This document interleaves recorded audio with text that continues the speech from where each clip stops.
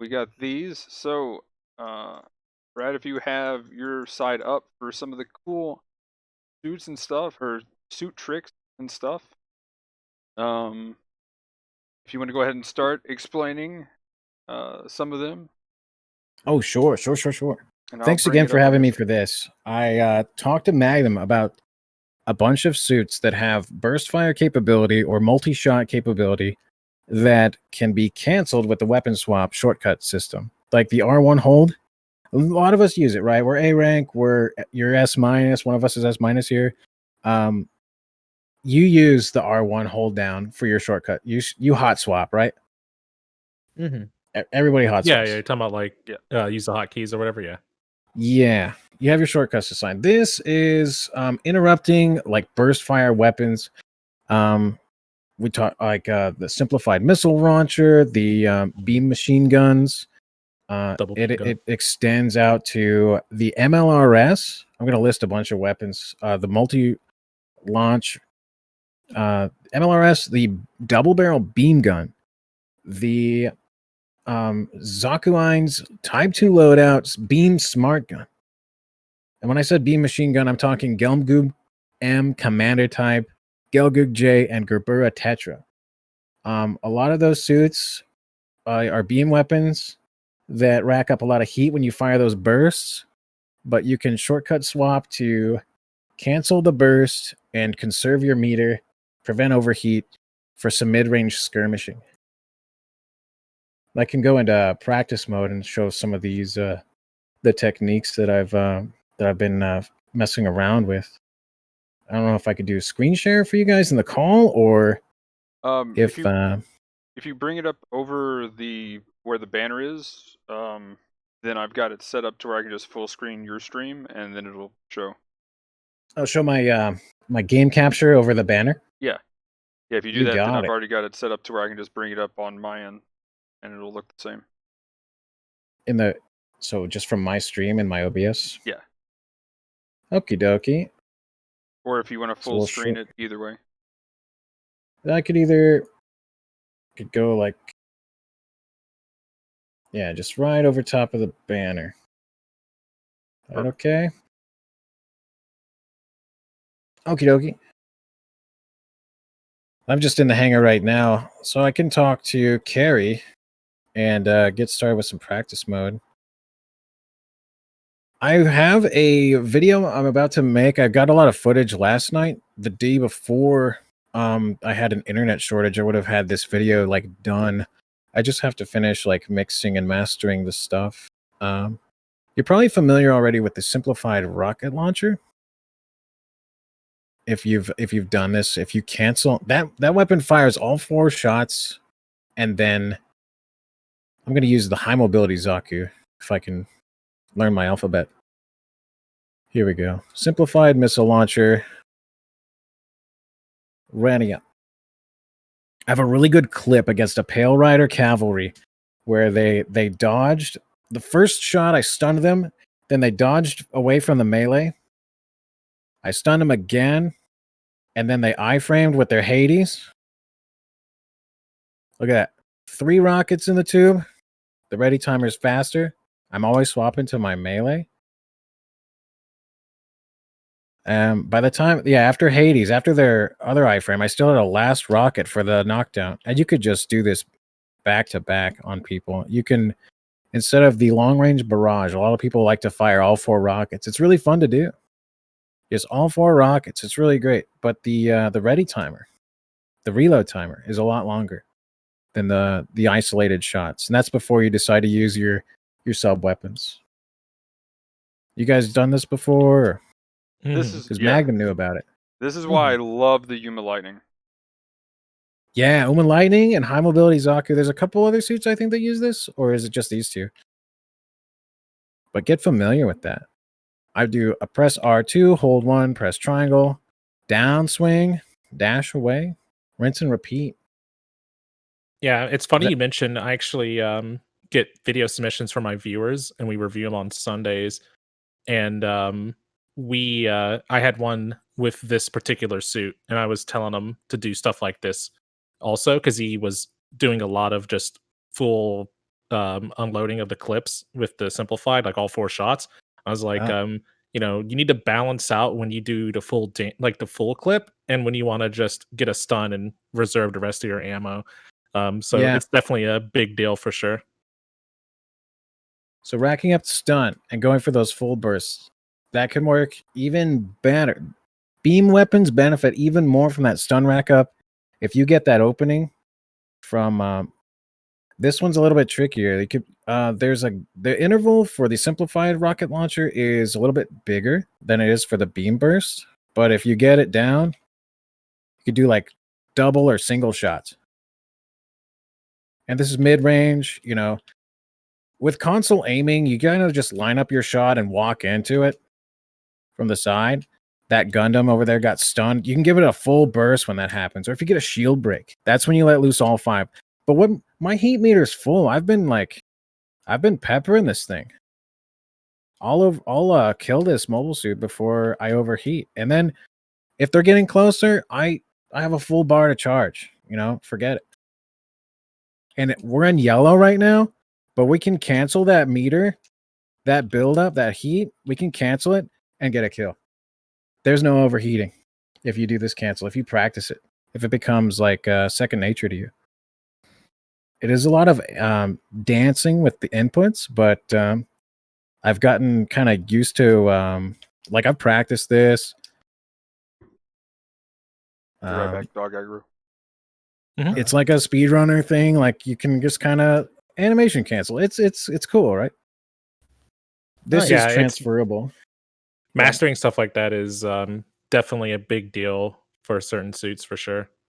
It is a play style for sure. It's still very highly situational, but the advantage is mid-range combat where your shots, if you miss, it doesn't hurt you as badly. If you have like those 90 heat rate stun beams, if you whiff that, or if you whiff a charge shot, you're kind of playing with very little beam energy. Like you're going to risk overheating again.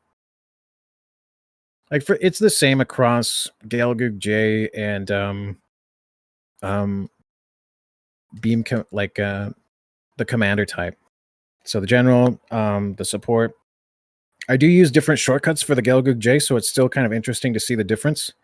I swap to melee most of the time for general suits, but for the Gelgoog J, I do practice it a little bit different. Cancel into wrist gun. Now you're firing at all times. Look at this. He's stunned. Give him a full burst. I'm using the wrist mounted beam gun. I'm using my primary. That's pretty good. He's stunned. Go for some big damage. Finish him off. If no one's paying attention to you and you're doing that, you're racking up so much damage and you're not punishing yourself with overheat.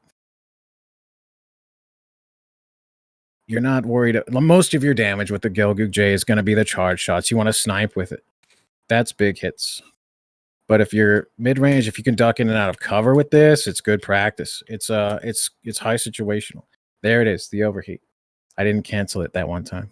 I was gonna say the Jaeger specifically. I've been trying to do that with, especially after a charge shot and then with a follow-up. Yeah, that's been what I've been working on. Something I like to do if I want to walk towards somebody, get the stagger. You can build it up as you get closer if you want to do the melee knockdown. If you can get a charge shot, what if you whiff it? Let's whiff the charge shot. Let's back up and let's go for the cancel strat.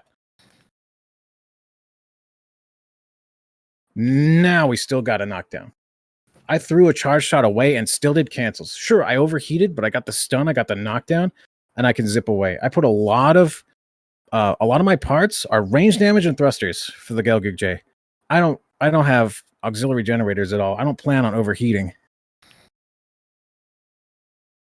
That's the Gelgoog J, Gelgoog Commander. It's the same for Gerbera. I don't know how many folks would prefer a Gerbera Tetra at 550 with the other options. I don't know I think Bawu, or if you get the Gundam Unit 5, there might be more fun options. Doing that is probably not as rewarding for a raid type, but sometimes you cannot get that approach. Your team is not letting you get close to the support. They can't keep the generals off you.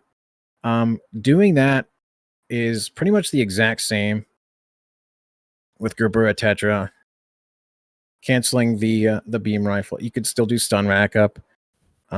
If anything, you're still doing damage. You're damaging parts. It's an option. It's better than doing nothing. Holding onto a Do you think you charge. leave damage on the table with that? What's that? Do you think you leave damage on the table doing that? Damage on the table? Right. Like, do you think you're losing DPS by doing what you're suggesting, especially with suits like the burst fire things? Like, if nothing else, it's stun rack up. A lot of people do like to try the bursts and go for those charge shots. It's still applying pressure from a safe distance. Raids want to get in close and do the melee, but sometimes it's not always available or it's not safe. But if you can poke, then you go for it. You still, maybe you want to aim for the legs, and still do something. Raids usually what Gerbera, zooming around. Yeah, it's not as optimal for a raid type. Mostly you'd be hanging on to a charge, waiting for the right moment, and you could do that. The Gerbera doesn't need to do it. Like with the buffs they made to the Gerbera Tetra, you probably never want to charge your beam rifle again. Yeah, the stun I know. build up is ridiculous on that thing. It's crazy. Oh, the burst is probably really good. Look at that. You don't need to. And the so you can you can cancel and then do another follow-up shot to guarantee. So there's, it might even be easier to get your stuns. Yeah, definitely what they did with the Marine Commander buff and the Gerbera Tetra buff. I kind of beam spam these days just because you can get, I think, 4 shots before you overheat with the Marine Commander. Oh, yeah. But at the same time, the Jaeger, though, is the one that I've tried to do this most in practice with. But the Commander still, like, I used to do it with the Commander. I would do, I think it was 1 shot and then, or 2 full shots. And then I think you could get like 2 beams on the 3rd, and then it would overheat before, and now you get like 4 whole shots and then like 2 beams. So like they literally doubled how much you can do. But the thing is, if that last one, I would get that last one and then swap to the machine gun, just so that I could get a little bit of stagger and also a little bit more damage, because it does more damage than the machine gun, but also then it doesn't overheat, and it comes back faster than if it's overheated. So yeah, those are some. Yeah, I understand what Emblem was asking with the leaving damage on the table. It does. You kind of want to beam spam, but also you don't want to overheat is the other thing too. And it's mostly preventing overheat is the main idea. Getting the damage poke while you're trying to get an approach in, that's the whole idea. It's situational. Again, it's situational, and it's better than nothing. It's better than holding onto a charge, never getting to use it. If you don't have an in, right? And if you don't have an in, damage in the meanwhile. Skirmish, if the generals because otherwise, way, you should be getting that burst and then just moving in for the melee or just going to your sub weapons. Because a lot of these suits in question have that option. You wish it was that easy sometimes. So those are the like. Go ahead. Or go ahead, Magnum. Oh yeah.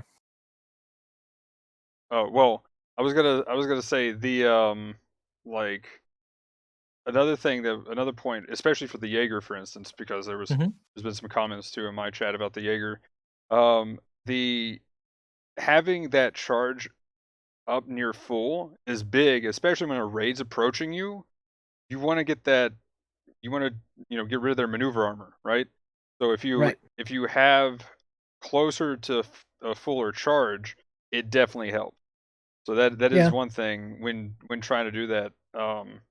So that is a good point. If you can poke and just kind of harass like that, and then even if another thing, by doing that and harassing somebody, eventually somebody will turn and look at you. In machine gun suits, that's why I just pepper somebody, because eventually they're gonna have to turn and look at me. Yeah. So that harassment or getting the damage poke preventing overheat so that you can get a charge shot in and still not overheat. Yeah, that's the main situation. That's the main benefits to that. It's mid-range combat focus. Getting those basically free shots in to where you're still at full meter before you decide, okay, now's the time I can get some charge shots. I have some good angles here for some good hits. You know, give you something to do while you're waiting for those opportunities. The main idea for these cancellations.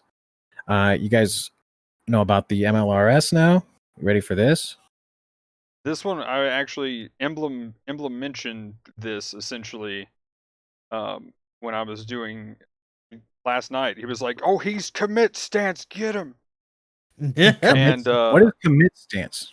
with when you when freeze do up to do your shots. the triple back shot. Oh, the triple. The triple? You mean this? What if I single fire it? What if I single fire? Is that So okay? yeah. So that's like as soon as Oh, he's you don't like want to in crouch commit though. stance, I'm like, nope. And I changed and I was like, no, I'm out. He's looking at me. So I think I ended up shooting 2, but yeah. Yeah, definitely good for when you got to change the plans. Yeah. The situation here is, are you about to whiff your 3 rockets? Maybe cancel that. Or if you want to skirmish instead, you want to treat this like a bazooka or the simplified missile launcher, use 6 shots, cancel it. I go to Vulcans for this. Oh, yeah. With other suits, I swap to melee, just out of habit for those openings. For this suit, I swapped to Vulcans because a lot of stuff is close range, or if Vulcans in the middle of these shots is pretty nice for some extra DPS. If it gets close enough, you have these. If you're used to doing this, go for a melee knockdown. Oh, yeah. Melee is big on the MLRS just because that shield counts as your melee as well. You could double down swing with the MLRS if you practice with this, you could get some single shots. You start treating this like a bazooka. That's pretty good. So I've been getting the hang of single shot. Even if I'm got one in the tube, I still do the button inputs. Even if I have my last shot, I want it to be second nature. So this turns into a skirmisher instead of firing both. What if you whiff both? That's the main idea here. The situation here is like, again, the mid-range combat where this isn't as fast moving as a beam or a bazooka shot. So the speed being slower, you're going to kind of want conserve your ammo. All of these have been about conserving ammo or your beam energy to prevent overheat or reload when you kind of need it more now more than ever. Another thing I messed around with, this is all going to be in the video that I'm making. Kneeling, so that suit's a little bit too close for the missiles, I think, or even like right about here. This is too close to try and barrage, but if I aim down, straight down, scoped in, I figured this out. All 3 of those just landed a little bit closer. So within Vulcan range, you could still do these arc blasts. So if anyone's messed around with this, that's really rare. If you're Also, if you're reloading on that, this can now be your close to mid-range weapon. But kneeling without scoping in, they're gonna whiff up high. So you gotta scope in and look down. Also, look, do that again once it reloads. Only look straight down at the ground and a little bit to the left, and then you might be able to hit them. Well, actually, I don't think on this map. Yeah, maybe I don't. You might not have the angle at that spot, but that's another trick. I do that especially, and then like if you see anything that's big, in 650, you can do that right up at their face. So I'll literally go up and shotgun somebody with the missiles. So like that might the scoping in one though is another one that's really good. That makes it more consistent, I think. Oh yeah, it definitely does. And it ends up being like pretty much that right in front of you. That I love the MLRS for having that It mixes it up. It's super rare to have that opportunity, just like a meme launcher, the mega hyper meme launcher kind of opportunity to sit there or to crouch that close to an enemy is really asking for it. So I don't know. I wouldn't do that unless you were reloading on everything and you were gonna die soon anyway. Like I'd throw it out there if you could. Yeah, the one I'm talking about, I normally do when the raid is literally right next to me, and it's like a Mark V, and I'm like, oh no, and then I Do or look die, down right? and down It's into the do or left die. and fire everything right at him, and hopefully something hits. Fire everything. Yeah. Yeah, And that's a nice way to push out extra damage. I agree. so All right. This one's a treat. This is the Zaku Wines. Zaku Wines Type 2, the support unit. Again, it's got a faster fire rate for the, I think it's burst fire. I don't know if it has a charge shot. Does this have a charge It shot? doesn't. no. Not. Yeah, I'm holding it down. That's a burst only. Does pierce Okay, though, which what is about kind of single cool. fire? That okay? Burst fire. What if we did a single shot? What if we did we could single shot into the beam gun. It has another beam rifle. You whip these. And that beam rifle's not overheating in these the first few volleys. I'll practice beam smart gun to beam rifle. Single shots. Whoops, there goes the melee.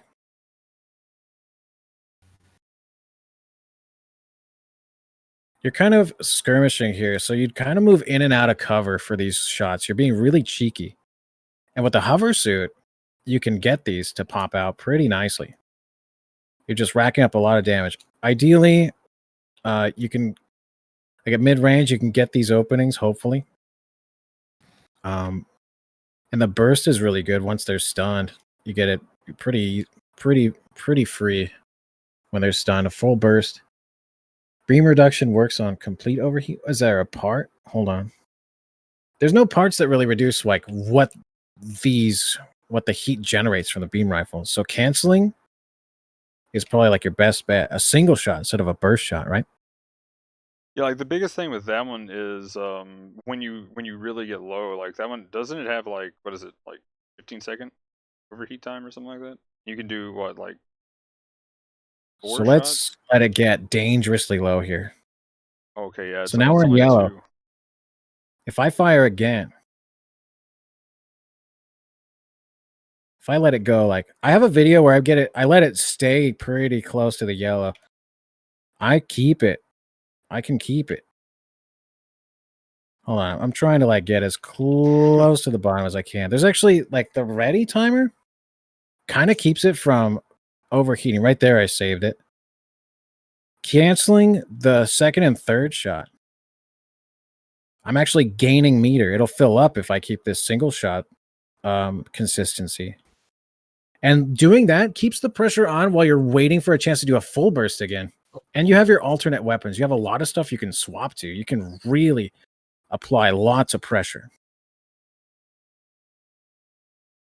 Yeah, any of the beam suits, this is big for a lot of the beam suits. Like that's back in the day when the Jaeger first came out, it was the highest damage output support we had.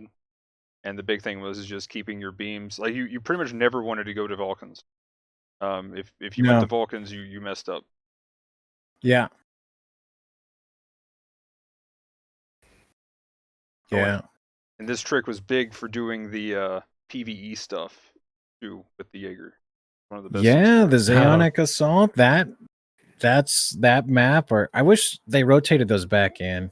Because I got used to doing that. Gelgug J is what got me like my best times, I think. Oh yeah, I had like a crazy time. I mean, there was the GAN. It was always going to be the best. But as far as best support, yeah. I had like a 2-minute time on the Psycho Gundam with the Gelgug Jaeger. Great. I want to dip back down to 300. Maybe you folks are familiar with the double barrel beam gun. Oh yeah. Oh yeah. So this is pretty interesting. I like to play it up close GM Sniper Custom. Double barrel beam gun, the pistol, the other beam gun. I like to mix it up.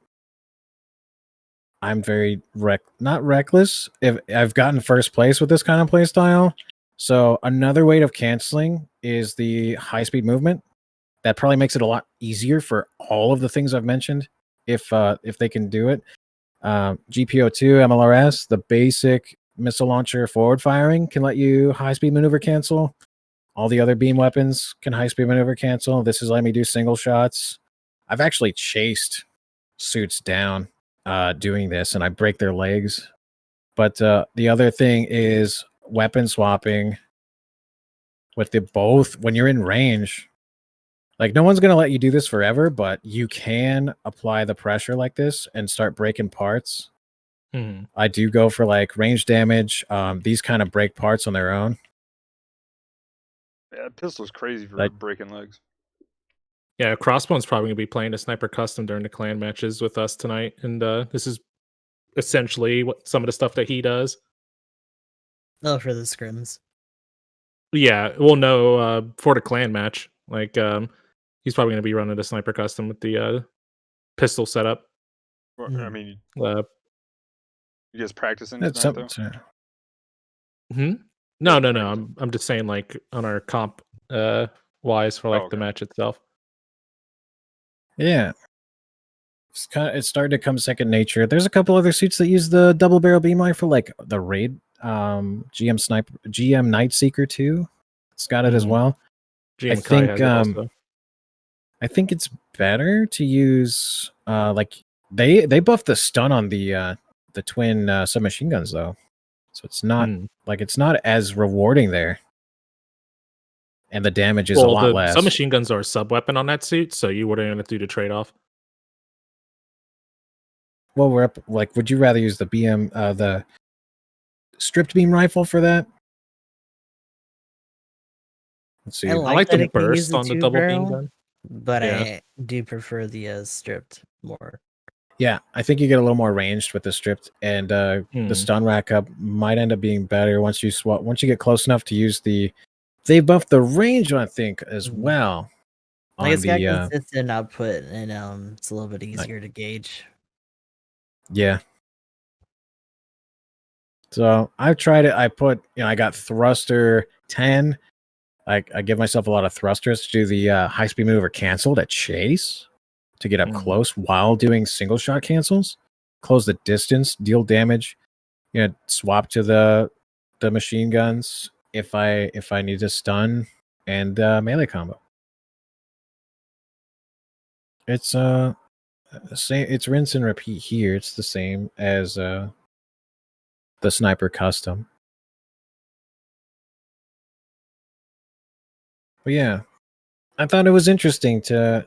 So I didn't know if people interrupted their burst fire, but a lot of people maybe juggled their weapons to make sure that they didn't overheat, but firing either full bursts or charges. Like that takes too long for a raid to get the stun. So I maybe jump in or jump out when I want to commit. Hopefully I have like machine guns ready to go, but that takes too long, man. So I think beam rifle stripped is more range. I haven't liked this. I was trying this out. I didn't like it. So I think it does work a lot better. 300 cost. GM's Sniper Custom really melts the generals. I was breaking a lot of legs. I was doing some matches last night to get footage, and it happened. I break legs with it. It's I don't think too many people do that. It's definitely like, I'd be surprised to see it happen from an enemy team. Like, hey, that Gilgig J is only firing one shot. What's up? Yeah, I don't know if you'd see most of that or people doing stuff like that. Most people kind of just juggle between their weapons, like you're saying, to control heat, more so than just kind of pop and swap. Pop and swap, hot swap, yeah. That's great. With the Yeah. So it's even more management. It's like more control of your beam weapons. I think it's very situational, but it lets me do more damage, avoid overheating, so I'm not putting parts on overheat. It's all like Gelgu J level 1, I'm at 66. I haven't enhanced this fully. My level 2 Gelgu J is at 70 with all parts. And I think I'm still chasing down that last upgrade. But I got the first range upgrade, I think. But yeah, avoiding overheat means you don't need the auxiliary generators.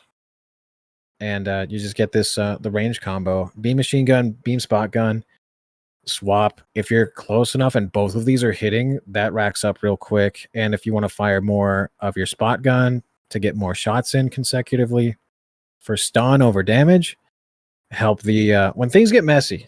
That's the main idea. If you fire a fully charged shot, you overheat and you missed, that's bad. If you stun an ally, that's really bad. If they get killed because you stunned, that's really bad. And then you're gonna You're not die wrong. next. Like it can all be real bad. I fire in bursts. I do the burst canceling when it's starting to get messy, and I don't want to stun an ally, and I want to go for some stun rack up, some passive aggressive. Hey, I can't hurt you real bad, but I'm gonna hurt you. It's the main idea here. So again, highly situational, but really, really useful for managing beam energy or ammo with the MLRS or the simplified rocket launcher. I haven't messed with the UMA Lightning. I think I have that at 500 or 450. Go gook, go gook. I think I have it at a really... Yeah, there it is. I only have the level 3, so I've never tried it out. But I gave it the missile launcher. This looks all right, just with a lot of thrusters. I threw a bunch of parts on it, not really going for any specific build, but cancel the missile, beam nagi nada, right? Yeah, you can definitely do the. I do missile, melee, and either sometimes I go for the knockdown, or if I'm trying to be cheeky and I think I can get away with it, I actually back up and missile them again, because Oh a lot yeah, of times they're not expecting it to be up so soon and ready to go again. So that's the thing. yeah. The other thing is the mind game. Like, a lot of people understand what the weapon or the suit is gonna do, but if you're mixing it up with these cancels, you got an edge on what they think is next.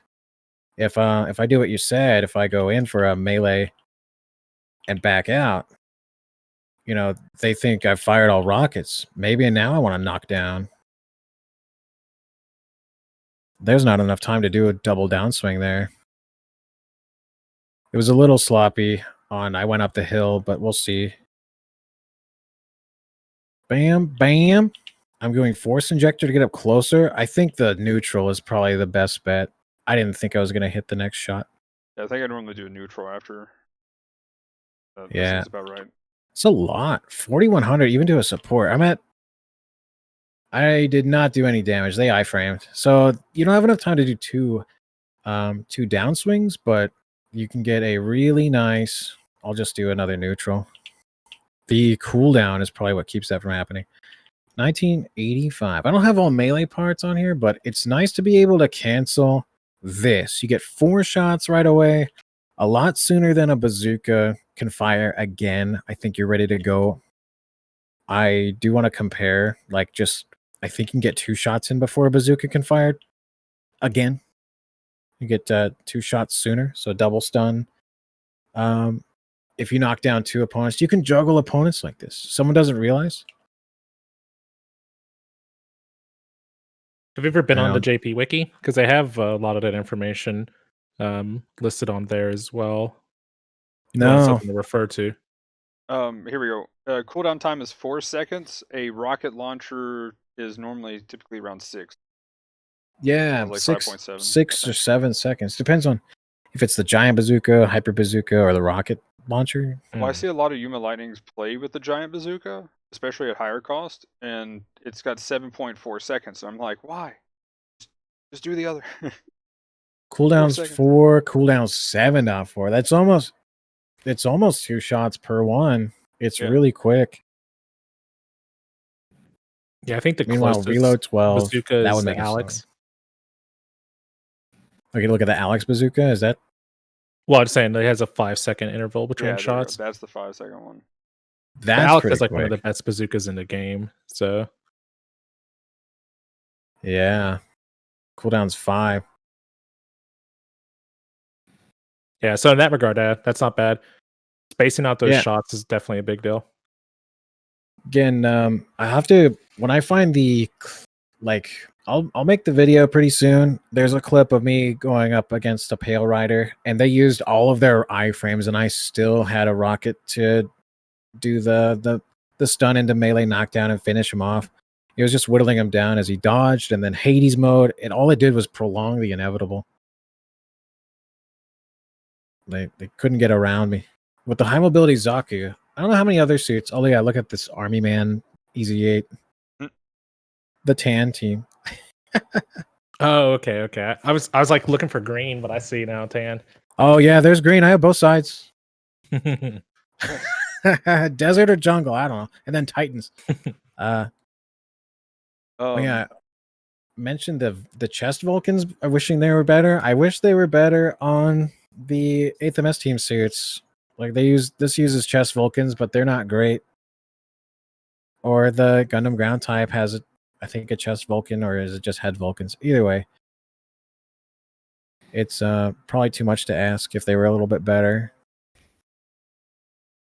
I can't remember. Are you talking about the full armor Gundam ground type or the Gundam ground type with Gundam the ground type itself? Yeah, I think it does have easy- Vulcans, but they aren't impressive. Yeah. Look at these demon here. This has a cooldown time of 6, which is closer to the status quo, I guess. Yeah, Alex Bazooka is above average, and then canceling your missile launcher is really fast. Folks were talking about high performance balancer here. The stun knockdown of like suits you don't expect it from, like the Gigan or gun cannon. Gun cannon heavy type D has it as well. I think all you need is high performance balancer. It does, yeah. Yeah, it's just Get a punch in it. a raid that doesn't see it coming. Well, and the other thing too with a lot of those suits is they're like any tank really, you can't counter tanks. So they just get knocked down. They still, I think, take the full counter damage, but you're back in your iframes a whole lot quicker, and the enemy's not like getting that full. I'm iframed out forever. The ag, or other suits that can't, that don't have that. Yeah. In Giga Punch. Yeah, we got the Gigan does Gigan respectable damage. So. punch. Speaking of balancer, though, just as a little note, what we're talking about, if you're playing a ground suit that has space specialization and it doesn't have balancer on ground, it'll get balancer in space. That's one of the benefits of space specialization. You can actually check in game. Talking about the high spec AMBAC thing? No, I'm talking about space specialization. You know how each suit has a specialization for ground and space?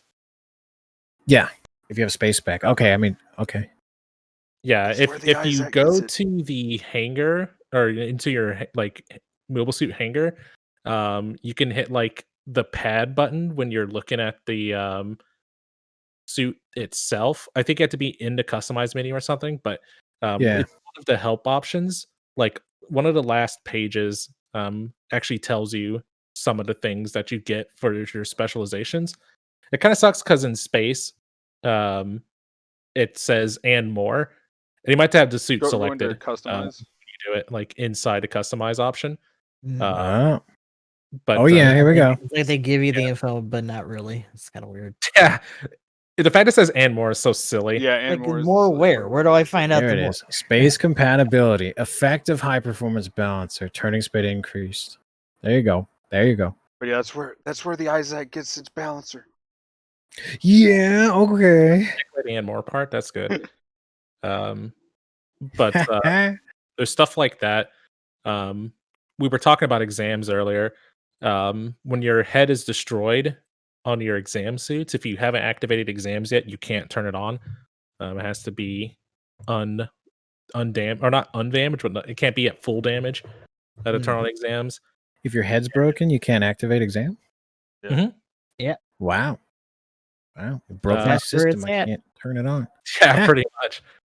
And speaking of head being broken, while your head is damaged, you deal reduced overall damage as well, and your radar is fuzzy, so you have a jamming style effect on your suit. You should probably still aim for the legs. Overheated there.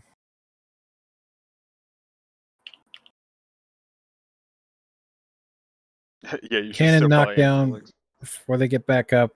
Get a beam rifle shot into their legs. Break a lot of parts doing this.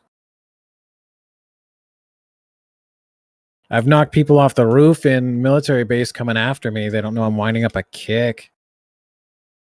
Do love high performance balancer on a suit you don't expect. Spartan kick's real nice. Yep.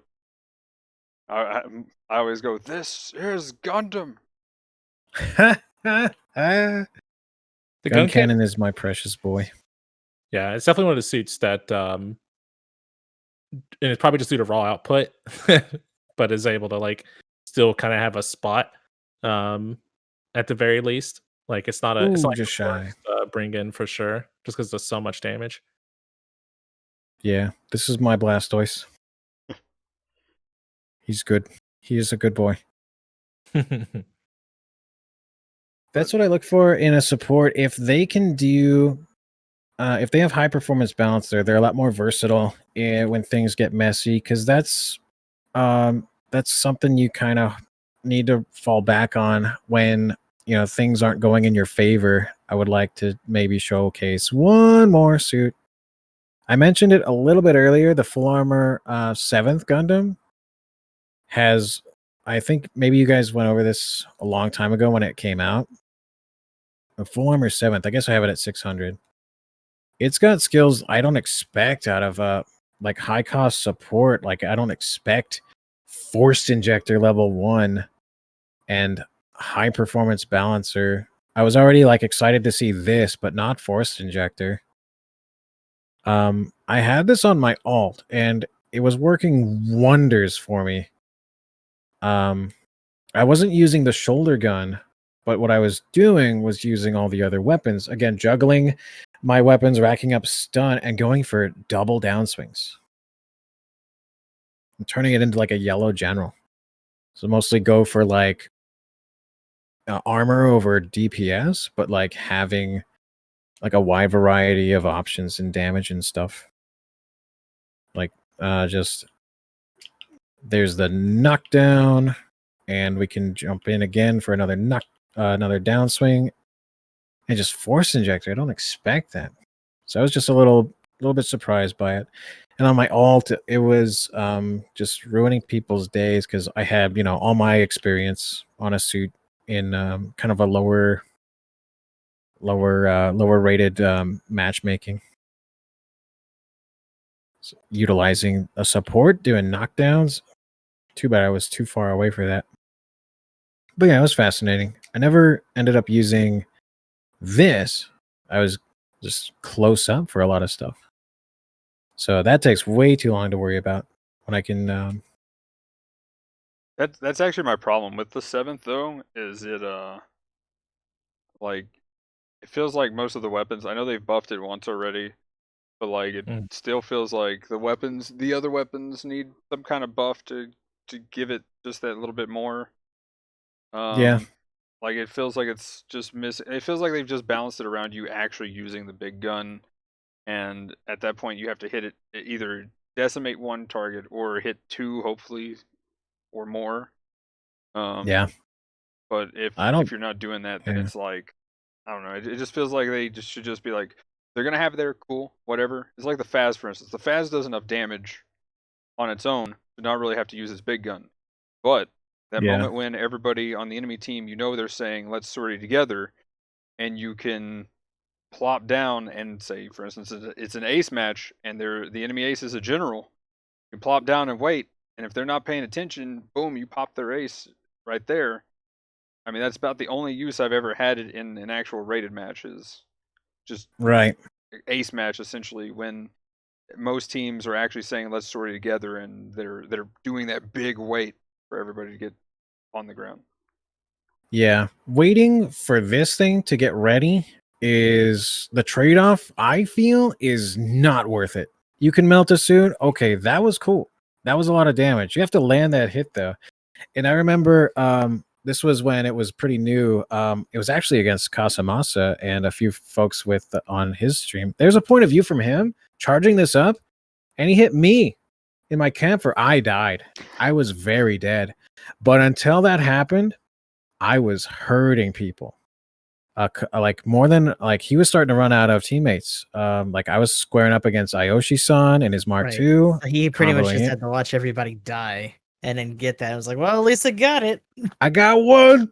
I got But one for you're none. out of the fight. I love how fast the beam rifle charges. If you want to do this, you can.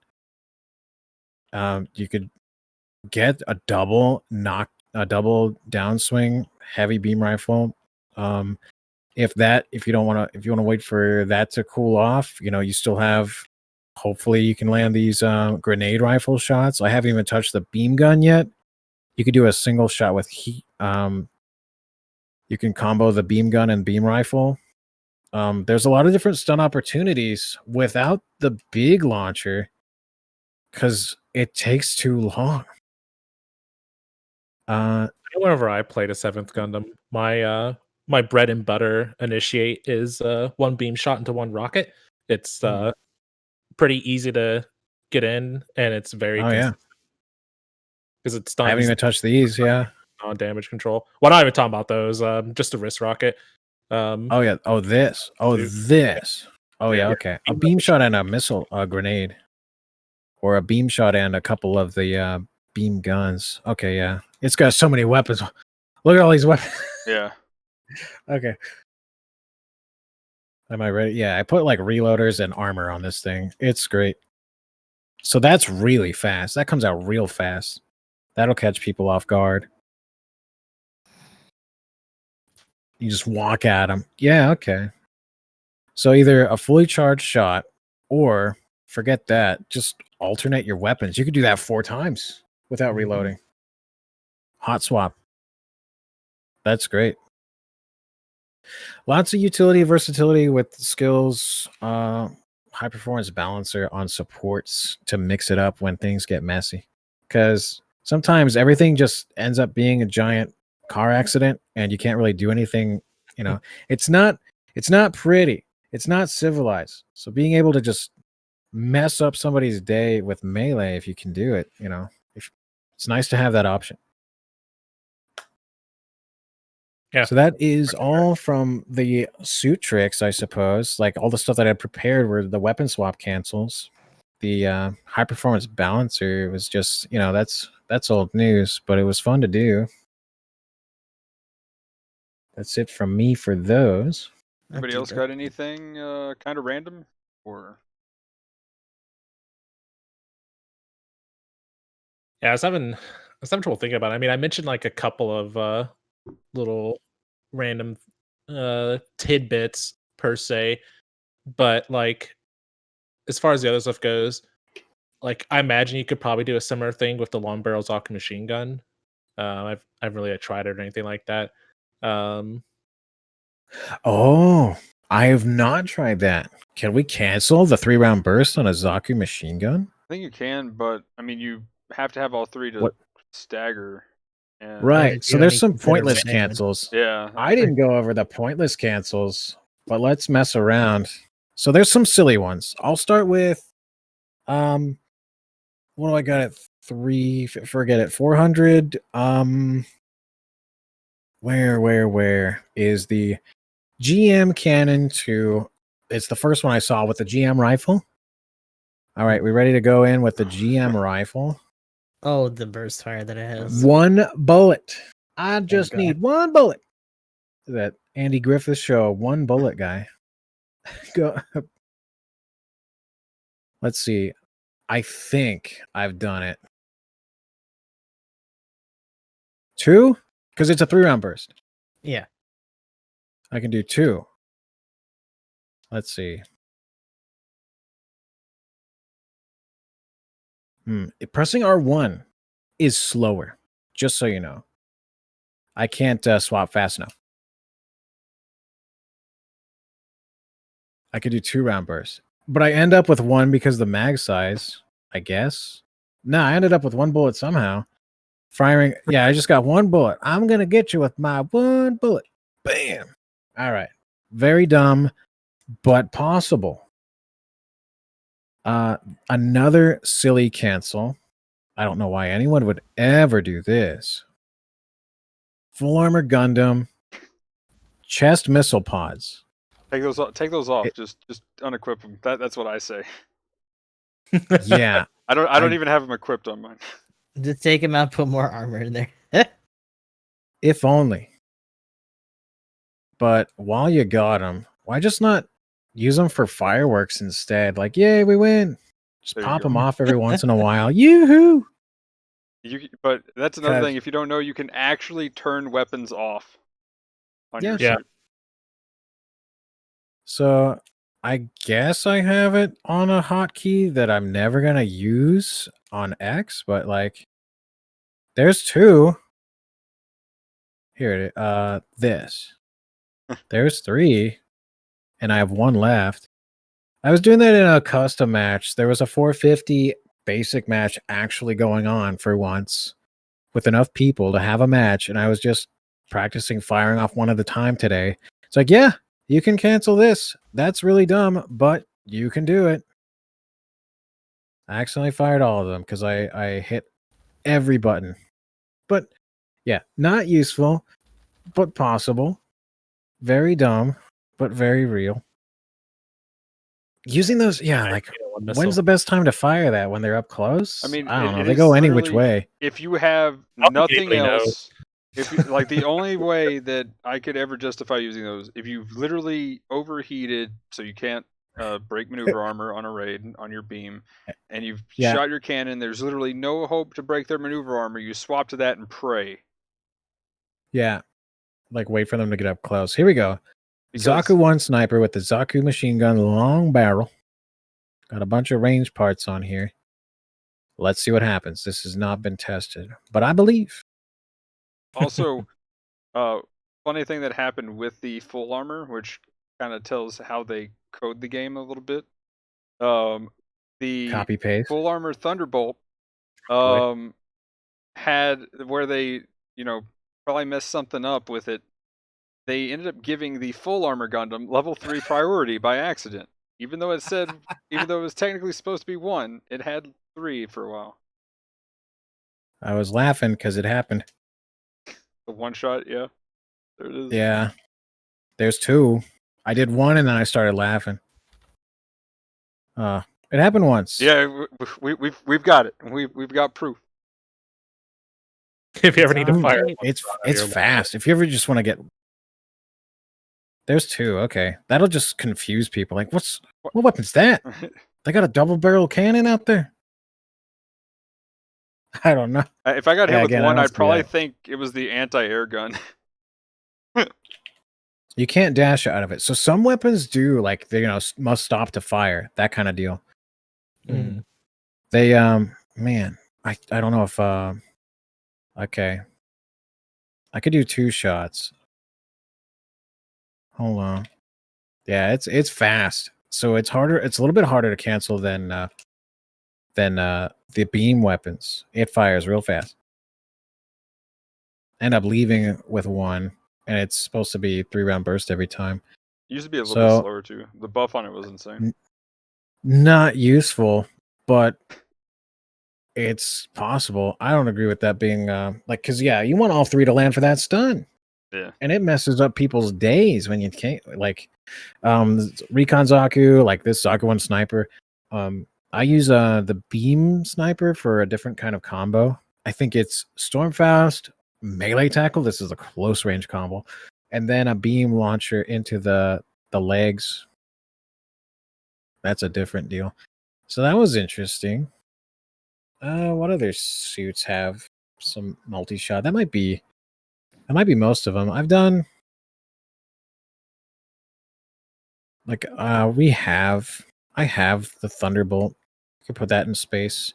That also has the really useless chest. Oh, I'm not going into No. ranked with this gimmick. They Not the chest missile cancel. I've done some great work with the beam rifle cancel. The ones I deem useful do great yeah. in the situations I've described, but They not buffed the the Thunderbolts though missiles to where they're actually good. I think. the chest missiles, I think they or finally because have. there's Yeah, leg they actually missiles. changed them, which is why we're always Yeah. making fun of the regular full armor, because it should Oh. have it too, but it just doesn't. So what did they buff with this? You're talking about chest missiles, I missile think bay. I think Right. they actually made them more consistent instead of they still kind Yeah, of they go. tightened up the pattern.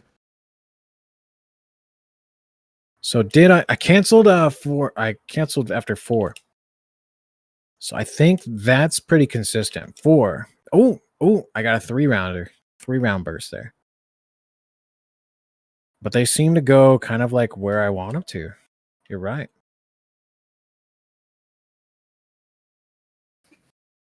Now we're just playing Gundam. Here we go. So 4 seems to be. Oh, was that a single round? 1. It happened twice. It happened again.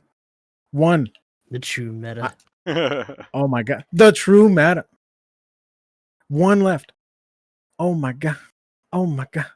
Can we follow it up? Can we make it happen? Can we stun? No. There's okay, finally. Finally. It took all of my Pez dispensers. If you play Thunderbolt, do you roll? I never roll. And I live a long time. Can't hit me. Until I overheat. And then that's it. I still feel like they did that thing dirty on the buffs compared to like the Psycho. Wait, well, actually, yeah. Well, real quick. Any other random tricks? That might be it from me. Thank you all so much for watching the silly side of the animation cancels as well. So that kind of what I was about to comment kind of goes into the next topic a little bit, and I'm sure we'll have a little bit of salt, a little bit of all around here because, and I'll go ahead and start it off. The Thunderbolt kind of got the short end of the stick on the buffs for the Thunderbolt suits because the Psycho Zaku got an insane buff, and it's like a space comfort that is even better. And the Thunderbolt still needs more of a buff because it's still, well, you know what? It could have the Mark V skill where the shields, when they break, don't stagger it. What a concept! Because its shields will actually break consistently, unlike the Mark V, who has like 25,000 health or whatever. Just a smaller fridge door on its body. Oh wait, or is it 15,000? Either way, it's got a ton of health and it doesn't really break. So, suit type tax. Yeah, this was another one we talked about. Pretty much, one of the comments, essentially, when we were talking about things, was essentially the support thing, and I can't stand it. Like again, one of the reasons why I like the Isaac, not to, but the amount of thrust, the amount of thrust though.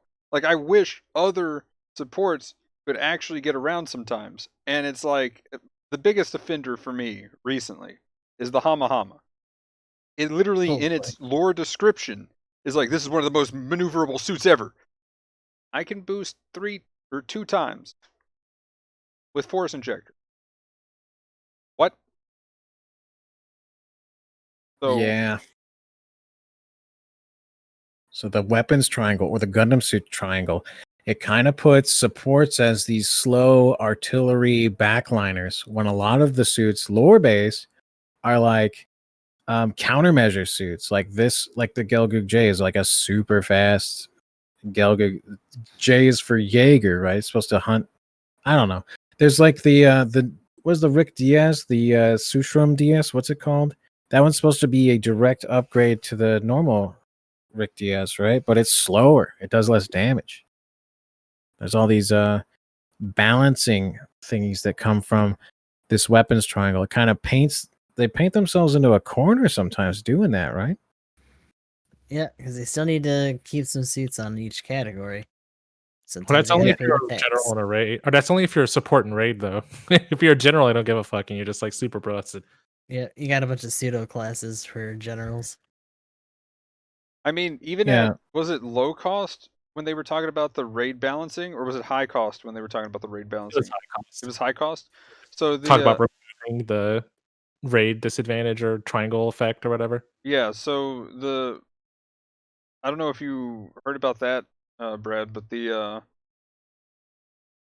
while back, like this was actually when the Thunderbolt, exactly. Here we go. The Thunderbolt was getting its buff. And they gave it 2,000 health, but it still needs more. Still not, definitely not salty about the Thunderbolt. I love the Thunderbolt. Anyway,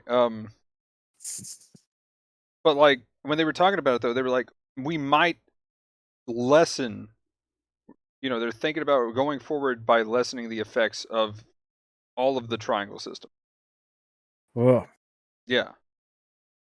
So Lessening the effects, lessening like type effectiveness and all that, or well, like Mhm. so, like the damage you deal extra and the damage you take extra is they were oh going yeah, to lower that number, it and was really going to become insignificant, huh? yeah, that's what Yeah, they were talking they about maybe doing. gave all the Wow. significant buffs to a bunch of the raid suits. Yeah. They've made changes based on win rate, and you got to factor in, like I've mentioned this before, when the goof got buffed, I was really happy. The finger Vulcans fire a lot faster. You can set up your own stuns now. Finally, you don't have to rely on the heat rod to actually get a stun in, because I could not play the goof, but now you see it a lot more. They've updated the win rate's not that big of a difference in the lower ratings, but I think going back to like buffs or debuffs based on the weapons triangle. I call it that because Fire Emblem, but the typing, the rock paper scissors thing. I've mentioned this with my friend group as well. Like they painted themselves in the corner doing it. A lot of suits are not as powerful because of it, or slower because of it, even though they're supposed to be high spec or high mobility. Despite they give them support, they cut their speed. There's too few suits that are support that actually have some mobility. It takes like the C1 where it took to get to like Zeta, double Zeta to get like the C1, or Stardust Memory has the GP04, but even then, like it's not that great. Um, if there's to be a a Battle Operations 3 or something, I'd rather there be no type advantage and more skill-based weapons. Um, skill-based weapons. The mobile suit skills are fine. Those mechanics are great. That's what I love about this. I don't I don't think about the typing that much. I just think of how like the play styles it offer. If there were roles, they could be filled by, sniper types, artillery, melee specific Mhm. classes, mid-range combat specialists. They already have their roles, but they're also um, given these type restrictions. Like Sniper Custom uh, is a support that can do close range combat. It has some mobility, but it's still a support, so Mhm. it's a lot slower than some generals. Just thought of it more of like if there were more customizable options and different. You still have your beam resistance, your ballistic resistance, your melee resistance between suits, but the specs are what would still set them apart, and you could still have, I think, more freedom in suits in a less defined meta. If they didn't have the support raid general, like you can have a little bit more freedom and things wouldn't get so set in stone that a player base would get really picky at higher ranks if they don't see the suits they like, or the team composition they like, the number of different colors on the screen. Like, nope, I'm out of here. I think it still would, but they would just have it for different reasons. It'd just be harder for them to Yeah. discern at first. Yeah, a less defined meta is all I'm asking. I don't really like the meta strats. That's why some of the stuff I've shown you is not meta. It's not stun beam. It's not bazooka. techniques that I've shown. It's the like the rapid fire beam stuff for the most part, or multi-fire rockets stuff. It's not stun beam, but it has an advantage on the meta if you're talking mid-range. So just yeah, the typing at first, the typing was interesting. Like, okay, I'm a raid, I know my role. If there weren't types, you would go, okay, I want to go melee, and I know that snipers are you'd still kind of have, you wouldn't have the damage boost, but you'd still have the same kind of effectiveness. It just wouldn't be so set in stone.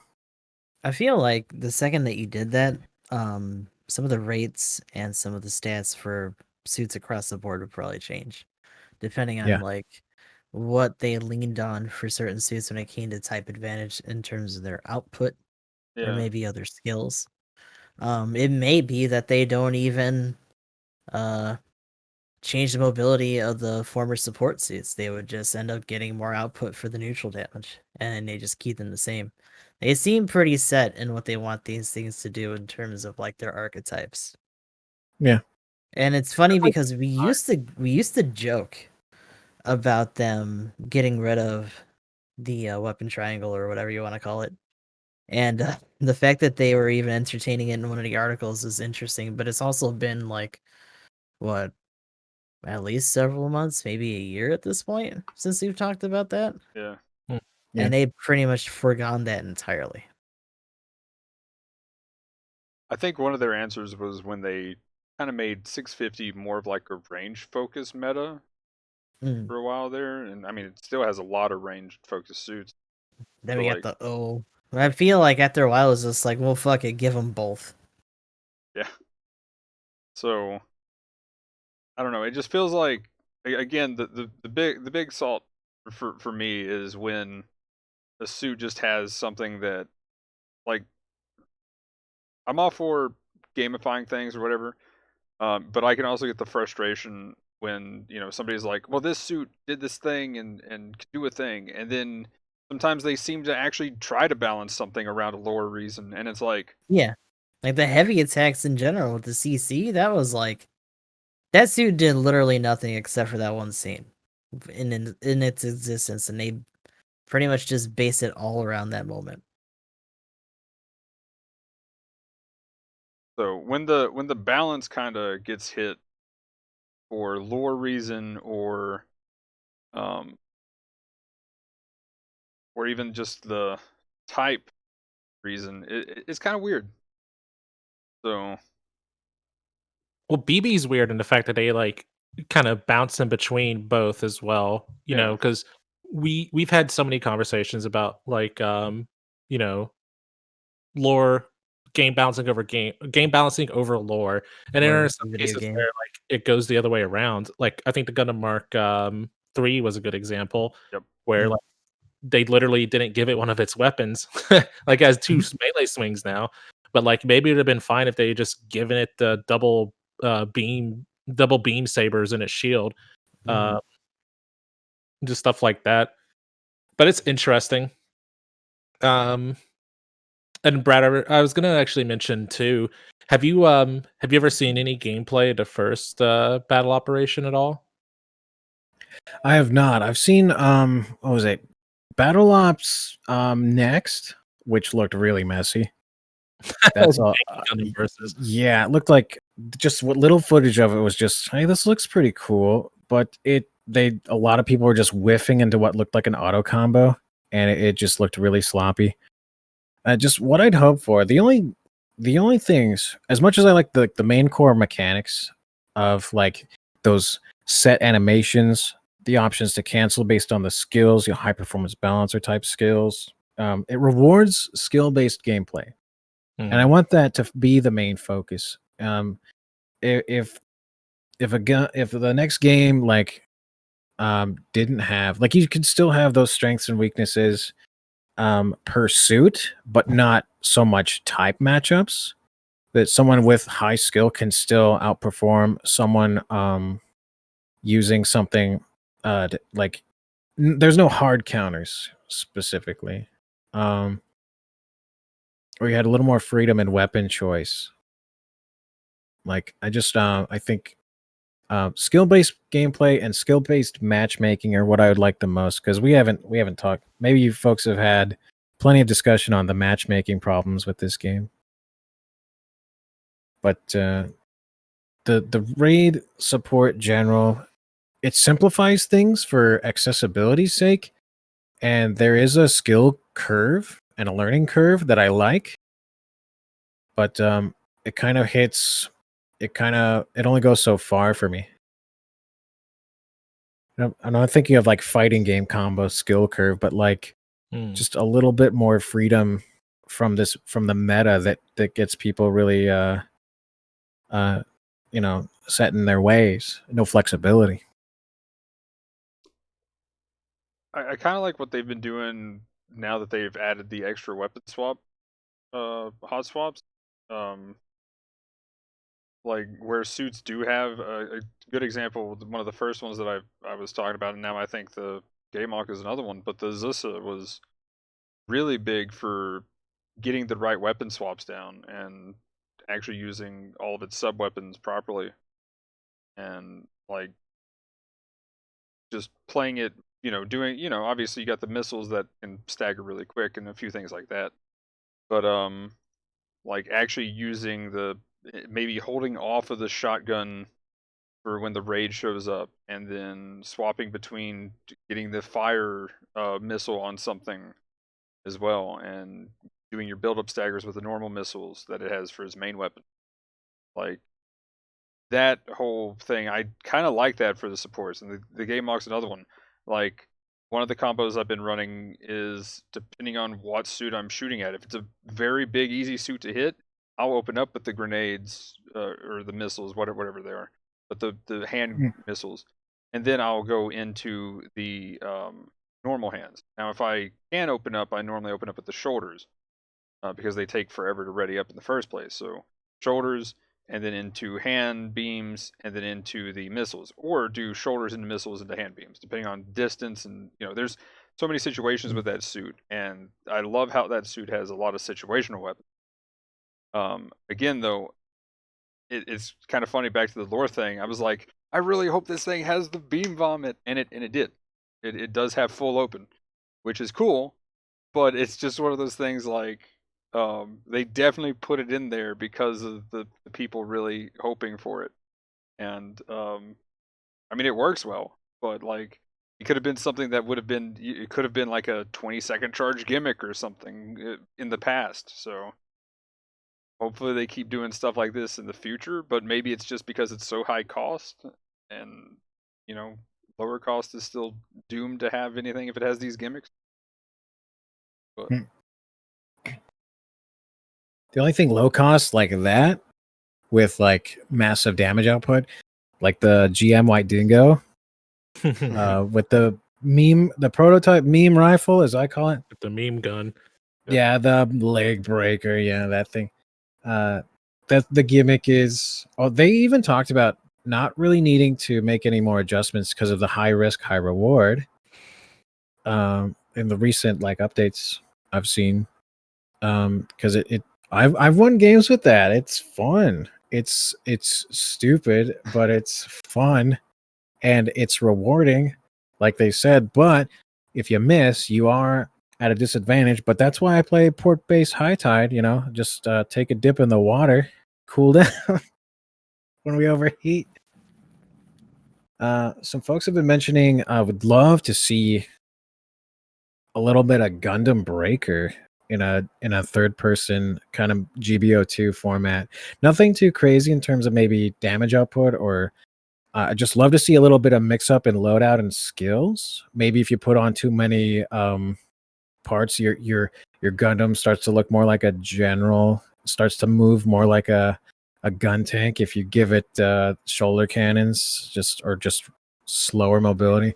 Or if you wanted to go for something middle of the road with maybe some leg missiles, just some extra bits, but nothing too outstanding. Just a little bit of customization on the suit. I don't think that would work well in this game, but like something standalone. Oh, they should play the Gundam Breaker. I mean, like, yeah, it's like Gundam Breaker 3, but not anime versus style, but just more a little more.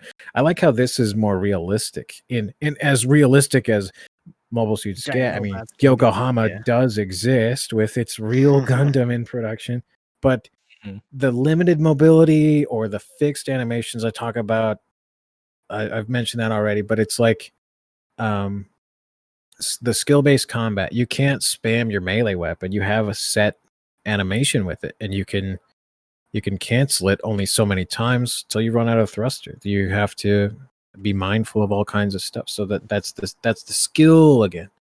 But like, yeah, high skilled gameplay like this with a little more customization for the suits could be interesting.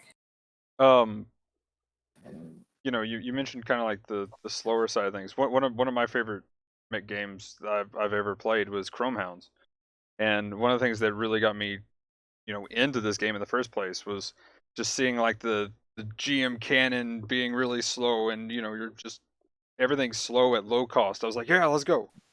And so I used to not play as much high cost, and you know, back then high cost was like 400 to 500. And you Yeah. know, I just didn't have suits at that point that I could get.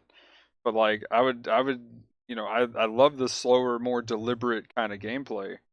Um, and I mean, it's still it's funny though. Even at like 650 and stuff, there's people that'll come in from other games and they're like, "This game's too slow. I'm out." Where's the Oh, sensitivity slider? Yeah. Personally, like right. the feel that the weight of the suits have Oh yeah. kind of adds to the gameplay, um, and honestly adds a little bit more, at least for me, to the skill side of things because it opens up, you know, different builds and playing different suits. Because it's almost like you do different builds in the form of playing with different suits in some cases, especially since you know, I think a good example might be like the GM Command versus like the GM Kai, whereas the GM Command they have a kind of a similar kind of setup, and they both can use a Zook, but the GM Kai can use like some of the other range weapons, and its skill setup is actually kitted more towards range as well. So you may not be able to like necessarily build towards that with your command, but you could also just play to Kai and kind of do that variant, where like maybe instead of running the rocket launcher, you run a double beam gun, or something along those lines, and still get that kind of mix up in variety. Uh, you just use like a slightly different suit or something like that. Yeah, the customization, like, yeah, I see what you mean. GM Kai can use a beam gun, even the double barrel beam gun that I really like. And it goes back to the GM Sniper Custom. You don't know if that person's actually going to bring the R4 type beam launcher, the sniper. Are they going to be like me? Are they going to be close range with it or not? Like, um, Mhm.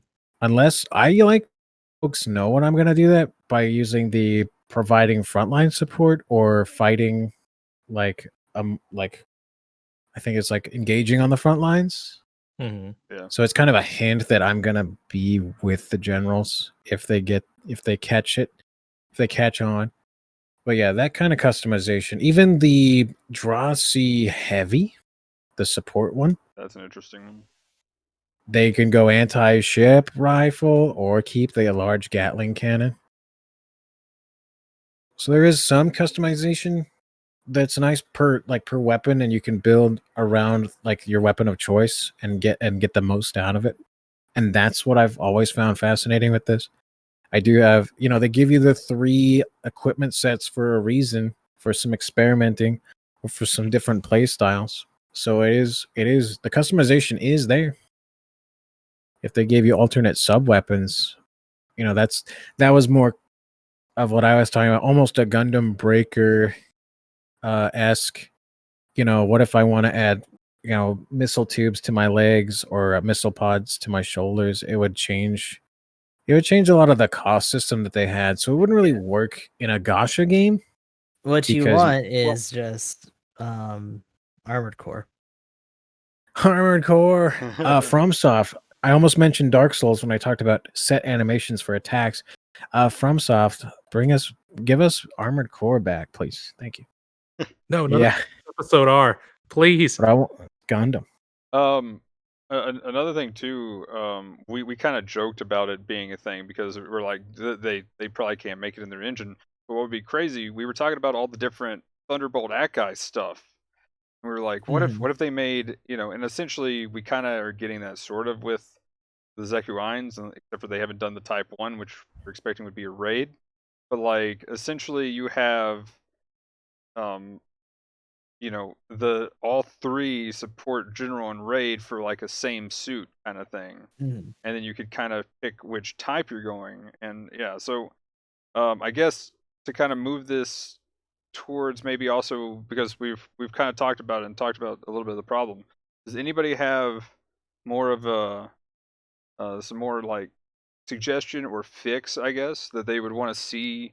Either maybe they could do it in this one, or maybe if they do, a GBO3, what would you like to see in that? And I definitely have one. If nobody else has anything right off the top of their head. Firstly, keep everything about this game. But one thing I would love for them to fix is quick play having being tied to your ranking, your rating. Quick play is for like the quick matches. And if they had a different matchmaking system that made a little more like, I think not as strict, but also more weighted. I think more strict and more weighted, I suppose.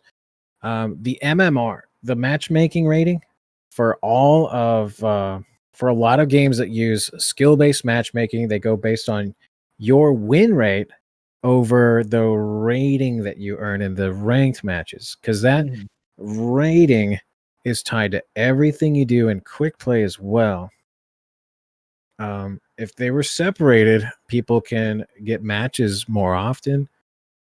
If it didn't matter who you were up against in quick play, if they threw everybody together, but then they balanced the teams a little bit, that's what a lot of other multiplayer games do.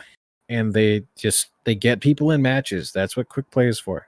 I just want it to be a little bit faster and fix the, there's some ranges, if you're in a group, it does go for the +or-1. Magnum told me about that at least, but it still feels like most of the time we're just sitting around painting our mobile suits and not fighting when we're in quick play.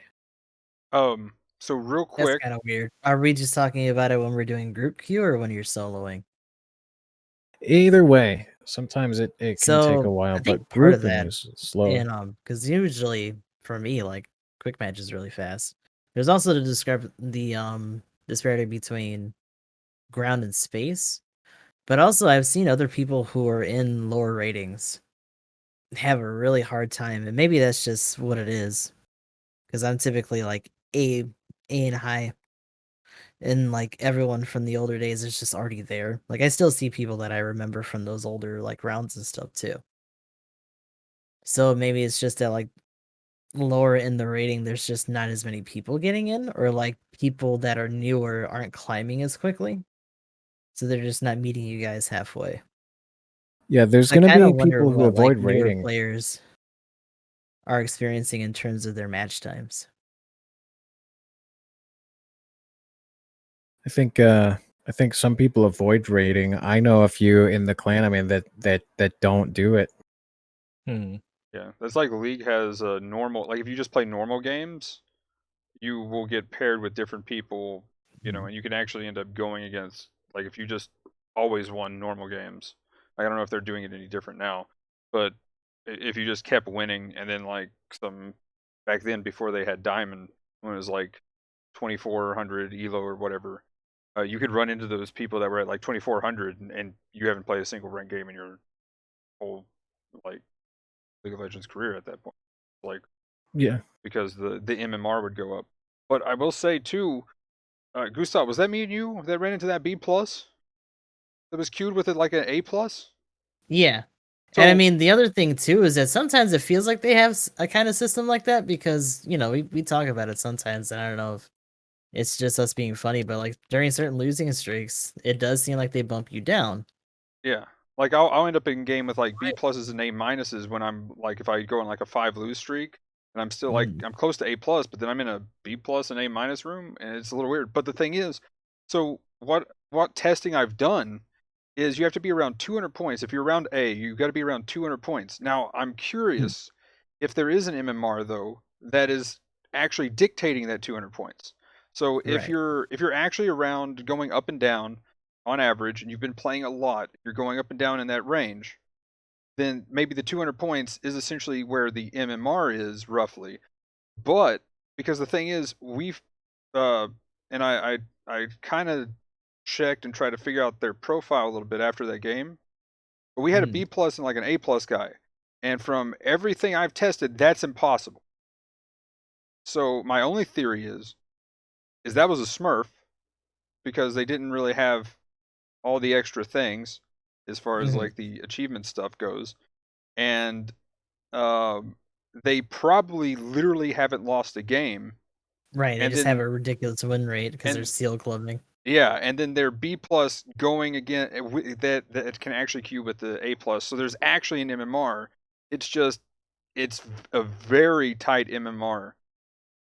Very bare bones. Yeah, well, like the range and probably how it calculates is it tightens it up when you start winning and losing. And there are some systems that do that. Because I wish if you were an A, you could queue with an A minus no matter what the numbers were. But it is, or if you're an A, you could queue with an A plus if they wanted to, kind of thing. But like, so I mean, for them to queue like that, there has to be an MMR system somewhere because otherwise, that wouldn't, that shouldn't be possible with everything that we've tested with. Right.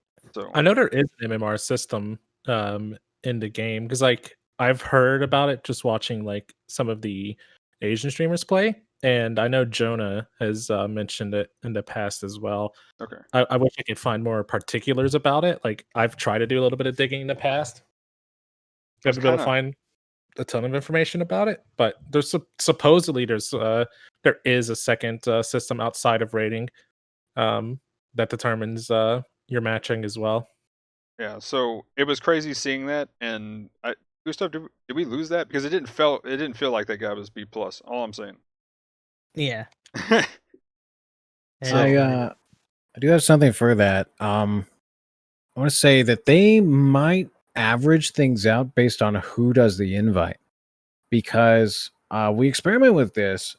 I had a buddy invite another friend who didn't qualify for the rated matches. Together, they did not, like, one could not invite the other. But my alternate account was in the middle between them. Yeah. And I could invite both of them and they could join the queue for a 3-man team. Yeah, because it takes the average between the two people, and then that's like why when me and Ouchie's That's been queuing- rating. Yeah. That's rating. And on this alt, when I decided to go into rated, win streak. But I don't think if there is, this is all in theory of like a hidden MMR, but the rating does grab your number and give you a broad range of that number. And that's not tied to win rate. That's just your score. And the score is based on winning and losing, but by how much is, you gain from rival wins. So it's a lot higher from a lot of wins and stuff. But I don't think your win rate is in like the data center. You can look it up. Yeah. But I don't think that's what they use for matchmaking. I got They look at it for data for buffs and stuff. But using that number system, we were able to form a group of 3 where they couldn't invite each other before. Well, yeah, that's what me and Ouchie's been doing exactly. Sorry. I was saying, me and you did that with Chad one time. Yeah, too. yeah, exactly. Me and Ouchie's done it. Literally, we were trying to do it this week because I was like 2 points ahead, like because we found out somewhere around 200 points. And I was like 2 or 3 points ahead, and so like we tried to get somebody, and we did. The only thing is their connection was bad, and so since they were doing Wi-Fi, then connection plays a role there too. So since they had like less than 3 bars, we couldn't join in. So otherwise that would have worked. But yeah, so like exactly, GamingEmblem and Chad did that as well. I just wonder because one of the things I joked about with Gustav was that they could be boosting somebody else's account.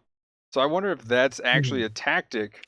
I wonder if they have like a bunch of accounts, so they invited the dude with their like A minus or A or whatever, and then they invited an A minus, and then they invited a B plus, and then they left with the A and the A minus, and then the dude started the game. If you can manipulate it that badly, then there's no way there's MMR matchmaking. If you can manipulate the room and then sortie together. Yeah, I think you can. Like that would be So the only way that I could see that happening, and that's why that we had kills such the a idea. skew. It would say failed matchmaking right away because something wouldn't add up in the mix there. That might If a- also be us giving them too much credit because, in general, it seems like they lack a lot of understanding when it comes to actual like online competitive games, and this is like round 2 for them. Yeah, so like, I feel like they might have missed something. You know, that should be a check, but Like, they're I trying don't to think do they would do both, it. and it's just like they really need to just refine it more. Interesting. I kind of want to try that now. I've got like 20 alts. Let's go. Oh, I'm gonna Yeah, I'm gonna be his account. de-ranking some. I mean, you know, that's a lot of underscores. conveniently throwing. The funny thing is it shows up no matter how many underscores. I don't know if they ever changed it. No matter how many underscores I have in my name, it always shows up as 1. So someone was like, "How are you in D right now? What's going on?" Yeah, what happened to you? But yeah, I got washed up in one day. Sorry, man. But anyway, okay. So, any other fixes? That We've talked about it in the past, but I personally would like to see an improvement on the post game. I still think the rival system probably needs like better metrics. And I've talked about it in the past with chat, and we discussed a little bit too. But I still don't like diversion as a metric. Like we had a pretty good discussion about that. It seems kind of weird, It's and whack. not just to mention, just like beating your like because it used to be like where it was based on how many like things you beat on, and they changed to the average. But it's real feels bad when you beat somebody like every category and they like have a billion pursuit assist and like a ton of like assist or something like that, and you still lose. And you're literally like, that's it, just the 2, and you beat them in every other category, and then you're like not being your rival, and you lose by like 1 or 2 points. Just kind of like, oh man. yeah, that's always a bummer. Yeah, because then you just get back for nothing, and it sucks. But yeah, it's interesting that that's something that they actively changed too. Forgot who I ran into, but we drawed, and like because I beat my rival, I went up, and that means the other dude went down on a draw. Oof. So Still consequences, even when you make the funny number go on. but yeah, I don't know how they would change it, but yeah, they definitely need to refine that somehow, for sure. I just say get rid of it, but anyway, Yeah, honestly. make it like other games that have elo. If you're gonna do it, just do it. It's super funny because like if the first one they actually told you who your rival is, and then it's like, oh, we'll change it by letting it be a mystery, and it's like other games at least have a nemesis system where if you're getting your ass whipped by one person, you can like target them for extra shit. I'd rather That's take always that over nice. what this is. Yeah, This is the just fucking goofy.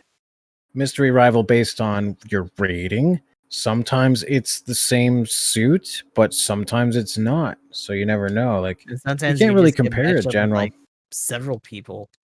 Oh yeah, Yeah, that's the other you thing. see it on. You could see it on. Like I beat my rival, but that guy, my rival, beat their rival. What's going on? Yeah. I have them all the way down, the 9s on these, but they beat their rival. I'm their rival. I thought, what's going on here? It used to be that you Everyone would gets a just be star. right? And the win sometimes would actually count towards that, Hmm. but not so much no more. Yeah, and I like you were about to say it too, Brad, but you're not wrong either, and I've said it too. Because sometimes you get rivaled up against, you'll be in like the raid, you'll get rivaled up against like another general or a support, and Right. role identity is a big thing in this game. Yeah. And there are just sometimes where it's just like you're not doing the same thing. Yeah. So it may be harder or sometimes easier um to be paired up against like a different role Yeah. too. Like a Oh, general yeah. gets a support, Yeah. especially with pursuit assist. Like, oof. Yeah, because I mean, it's a support student's job, right? Its pursuit Mhm. assist should be low. And I mean, honestly, the raid as well in some cases. Well, not in some cases, in most cases, he's not really trying to be like in the fight. Um, like pursuit assist really only feels like a decent metric for the generals who are supposed to be, for the Well, most part, maintaining the front line. I mean, Uh, pursuit assist is something you supports can get a. get at range, though, Yeah, I was gonna just say because you're supports. interrupting people's literal pursuits of others with the sorry, stun. I said pursuit assist, but I guess I should have said diversion. Oh, Yeah, diversion. Yeah. okay. Diversion is just getting shot at, right? It's just people looking at People you. looking at you, Yeah. Wow. just earning that ire, like this motherfucker right here. I He see. must be destroyed. I'm farming pursuit assist. Yeah, look at me. That's the people that go for those bright, mean paint jobs. Is that what they're going for? Technicolor dream barf. No. I That would be think hilarious. because sometimes the clan missions are like, get top position on the one of the four. I think there are 4 Mhm. positions for top leaderboard is diversions. So Yeah. I think they're farming for at least that. If they can't, get top damage, Anything else? top Just have individual everyone look score, at him. dude, I'm going for diversion. All right, I got my meme paint jobs on today. Where'd you go? Bright pink Gundam. Hey, Good. Bill don't Gates. make fun of my hot pink and Kelly green mobile suit paint job. I mean, Like a my bubbly. go-to is purple, gold, and leopard print. Come at me. You get the green, right? You get a nice bright vivid green.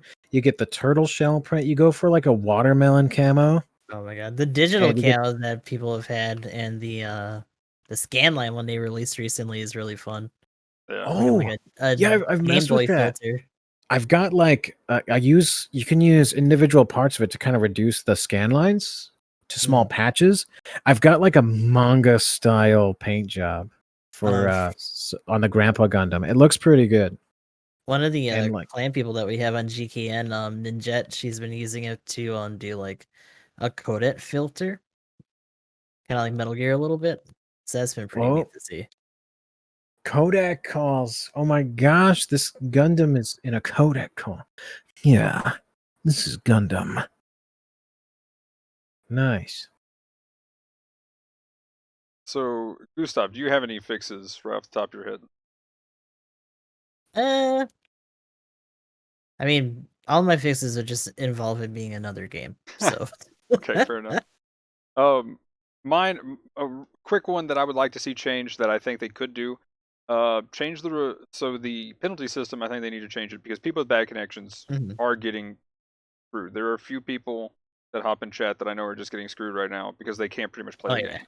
There's a few people that's pretty much quit at this point because their connection's bad enough. They're already at penalty 2. They log back on. They can't get out of penalty 2 because they DC and they're back at penalty 2 and they can't play for another 5 days. So that Oh sucks. my goodness. So they need So- to change that AK. to where the penalty system. So make people just lose points, right? It's better Yeah. to lose rating than just get kicked from being able to play. Make people just lose the full points. That's the main reason why people leave in the first place. That fixes that problem. If they get a full loss, cool.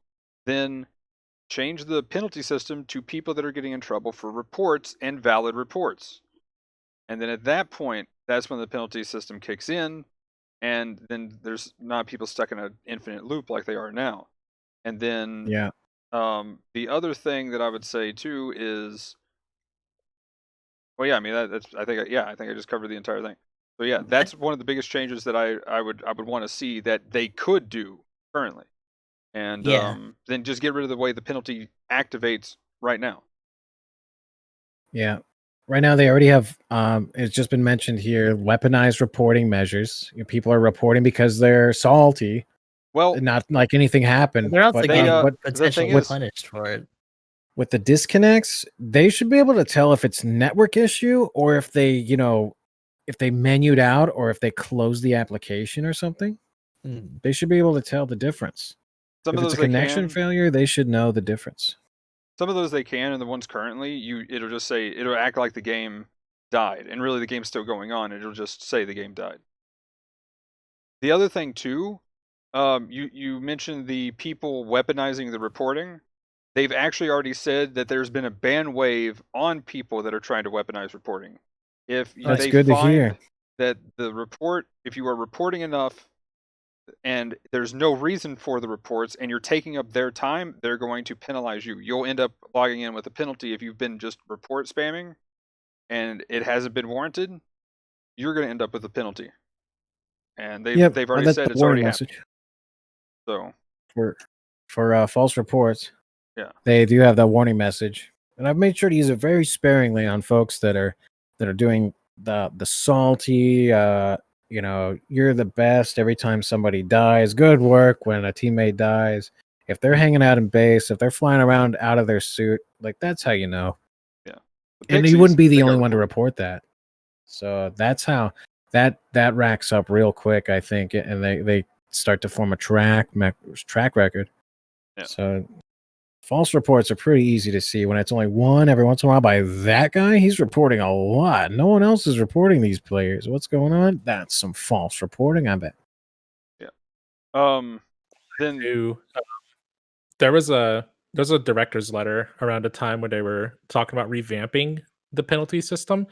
And I still think it's kind of up in the air because it still seems to be a lot of problems with people disconnecting still getting penalties. But Yeah. I remember when they were introduced. I think it's like the one where they introduced the vacation for. But like the director himself said that, like, from what they could tell, most of the disconnect problems that they were seeing weren't unintentional. So it, like you said, it definitely seems like they're able to tell how people Yeah. are disconnecting at the very least. But it does kind of suck whenever it sucks for those people who disconnect, involuntarily, yeah. and they get punished for it. But it seems like they're able to tell. Well, that's like Chad was getting the LAN connection error, and I mean he's in Discord just fine, everything, and so he got a caution when me and him were playing. It's rough. That's unfair. So like if that continues, then I mean the game's essentially unplayable for him, even though there's pretty much shouldn't be anything wrong because everything else works and nothing else is getting that error on any other game. But to kind of move on to another thing, what would be kind of cool, and this is kind of what we talked about a little bit before, but for the type thing, in the next game, I would love to see more customization, but you choose what type the suit is, and then you get some options. Yeah. I think that would be cool. I mean, that I would didn't say definitely be that a bigger here. system. I've said it among my friend groups. If there was like roles, one of my favorite first-person tactical shooters has roles, and when you pick that role, I don't know if anyone's played Insurgency or it's a tactical FPS on PC. Yeah. But you have like a commander, you have like a close quarters, you have a marksman type, you have like another like recon or support type. There's mid range, long range, CQC, and like the commander unit has a lot of like utility stuff they can do. So I've mentioned that with them. If there were no type systems, but like a role assignment that gave you some suit options, that would kind of break away from a gacha system, but more of a standalone. Buy the game. Here's a bunch of suits. Go to town and have a good time. Like you buy this game once, like a Gundam Breaker or a Gundam Versus, and oh hi Ayoshi-san. Yeah, the customization after that. If you want to go long range, like, okay, instead of Gundam, here's Mudrock, here's Heavy Gundam, here's Full Armor Gundam.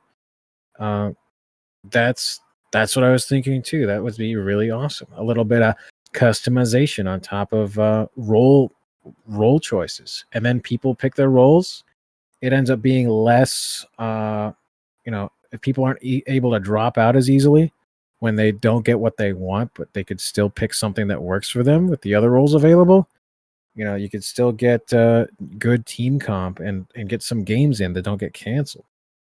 Well, kind of what I'm thinking too. Here's an example. Like, for instance, you get, say, the Hyzak, right? So let's say you want to do support Hyzak that game. Well, then you get essentially the Isaac, right? And it might have Yeah. some other things. And then if you're wanting to play General Hyzak, then you get like the Hyzak. And then if you want to play a raid one, then you get something that has more raid style weapons and stuff. But you essentially, each suit can do all three roles, and it variates the stats for that suit. Another one is the Jaeger you mentioned. Like, a friend of mine was like, "Oh, Jaeger's coming out! I can't wait! This is gonna be a raid." And I was like, "Dude, it's support." And it's like, what? That doesn't make any sense. If it would be raid, wow, man. Yeah, like, Wow. has anybody seen this? It looks like it would be aggressive. Like in the show, it's super aggressive and fast and everything else.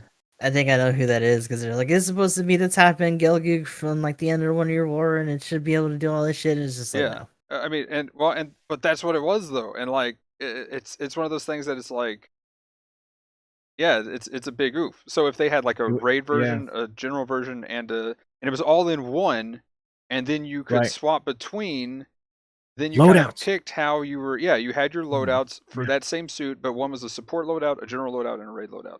I think that'd be cool. Yeah. So you get the suit, and then you could still do the gacha though, and that way it still kind of fits their current, because they're definitely going to do gacha in the next game probably. If they do next game, so trying to keep it. I'm trying to figure out a way that they could do it and still keep most of the game intact. But anyway, that's just speculation, hopes, and that's kind of my idea for that. So if anybody wants to comment on that, but the other thing that I would like to point out too, that I would like to see improvements on, is the parts. Ever since we got high cost and we can like throw on super amounts of parts and really change the stats, and I'm gonna have my super defensive that has like 40 plus on everything, and like actually like some actual melee resist on my game mock, or like the full damage version with a little bit of utility because I ran out. You don't have 8 firing programs, and then a health version where once I get it fully upgraded, I'll actually have over 30k life on the game mock. Like, wow. I've got different builds and it's cool. So what would you guys think if they did like a part cost crunch? Because at low cost these days, you have like 2 parts, maybe 3 on some suits. Right. So it's like, what if they just went ham and did a crunch for the part slot cost, and then we start seeing crazy build diversity? I think that would be cool. Now, obviously in this game right now, again?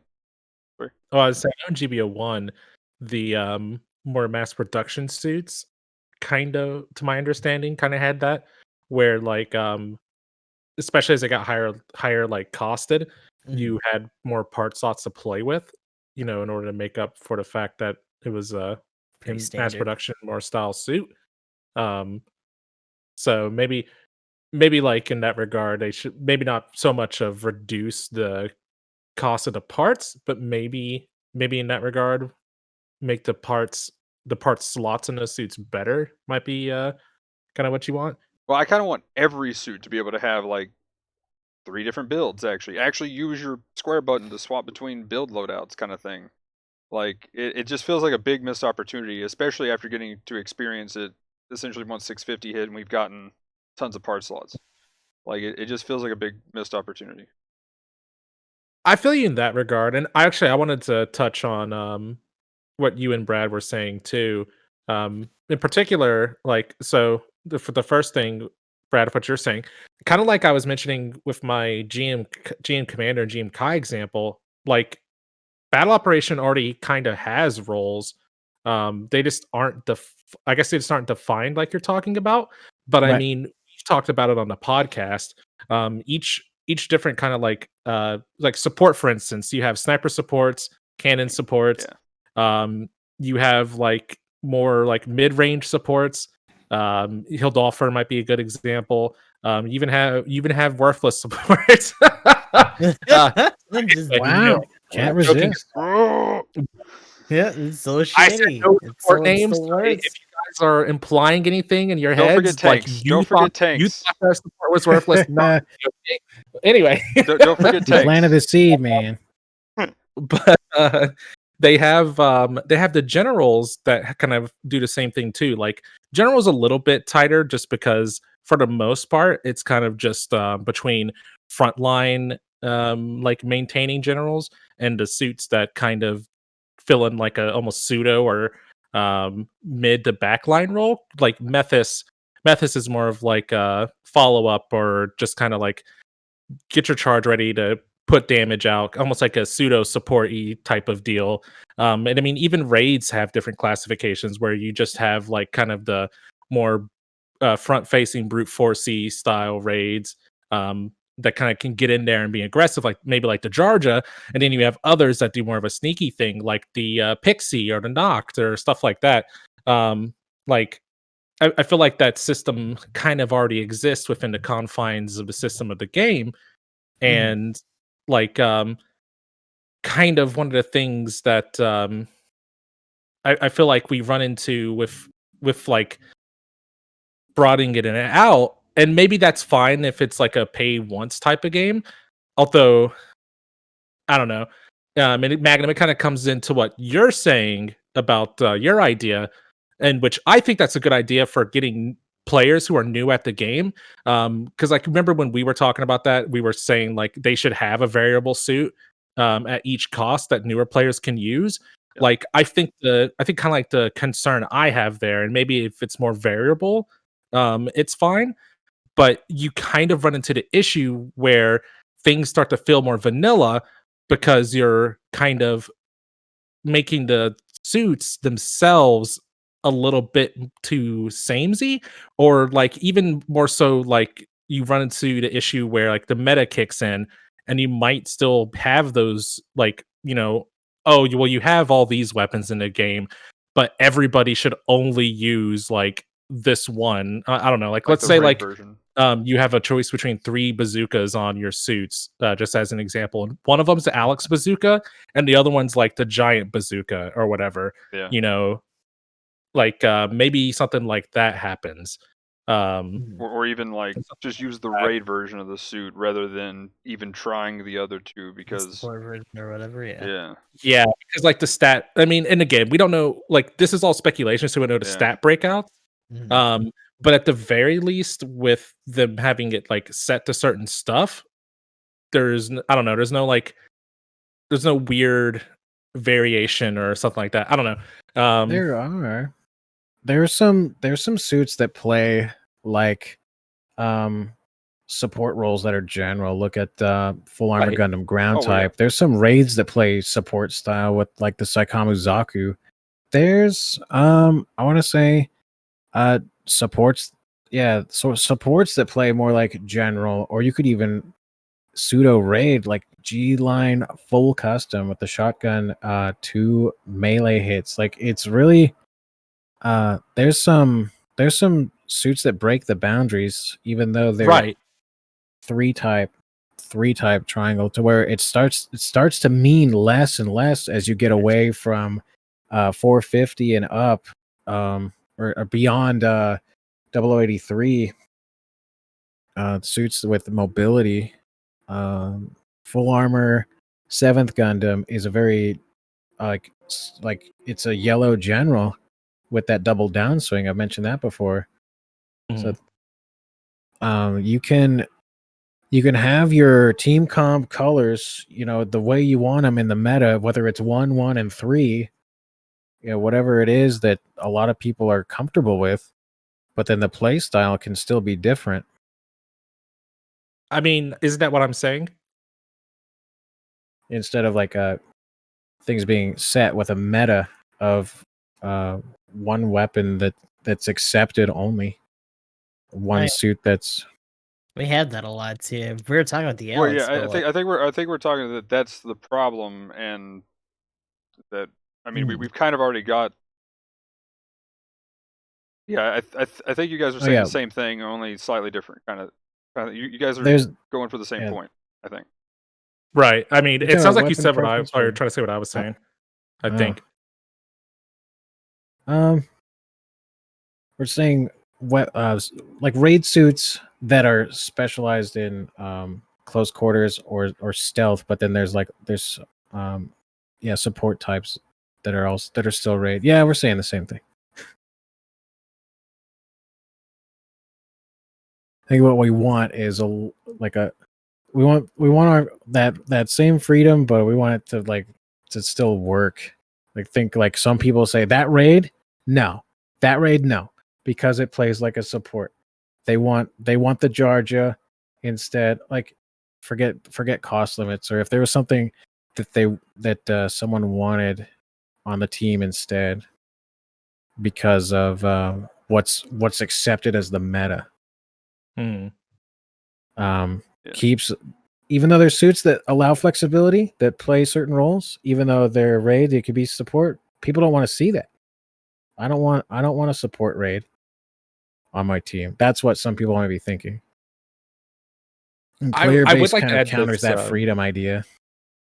I will say though, like, I personally don't like, because I feel like the term meta always gets a negative connotation, and I don't think there's anything wrong with a game having a set meta, because like you still, granted, I would love for everything to be viable in the game, but like we still have to deal with whatever the developers of the game make. And I feel like the meta kind of helps us filter through some of that. Like, I think there are definitely cases where it's taken to an extreme and people want to like denote everything and kind of control how everything goes.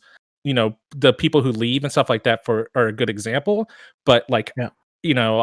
I just put out there, like, I always tell people, like, there's nothing inherently wrong, evil, or bad about playing a suit because it's considered meta.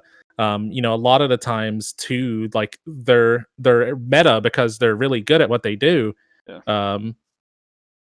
Like I tell people sometimes, don't worry about like what your perception of what those other players are thinking just because you're in a meta suit. Like, play what works and have fun and do well. Sorry, Train. But yeah, like as far as that goes too, things are meta for a reason. Like there's a reason why there's a meta established. And normally when somebody's getting in, I tell them to go look for the meta and start learning there, because that's typically going to be their easiest path to most success early on. But then and then too, as the game updates and as they change it, that also does shift sometimes, right? Like, remember when the Mark II is literally the best raid in the game? Mark II Gundam? And now it's like there's other options that people will actually play as a general, and there's actually raids that happen at 500 cost now. So like things do get changed and metas do shift. And then that's also like the supports that I like at certain costs. I don't even play anymore because there's either new ones or there's something that's come out that's kind of made it obsolete in some way. So I have to shift how I play, kind of thing. So like, yeah, that's but yeah, sticking to a meta is definitely, in my opinion, the best place to start. And then once you get some more experience or get more tricks, then definitely branching out. But yeah, the meta negative thing is like you're a meta try hard slave or whatever kind of thing. It's just like oh, I remember one emblem. You called me out on the cavalry. Did you post that in my Discord? You're like, I got him. We got him, boys. He's in something that's not intensifying. I'm like, all right, it's got a Gatling. Hold on. But yeah, and the reason why I was on the cavalry is because I wanted some points, and we already had a support, so I'm just like, boom, cavalry OP, and especially that was closer to when it launched, and so yeah, it was like the most broken 350 we had. But yeah,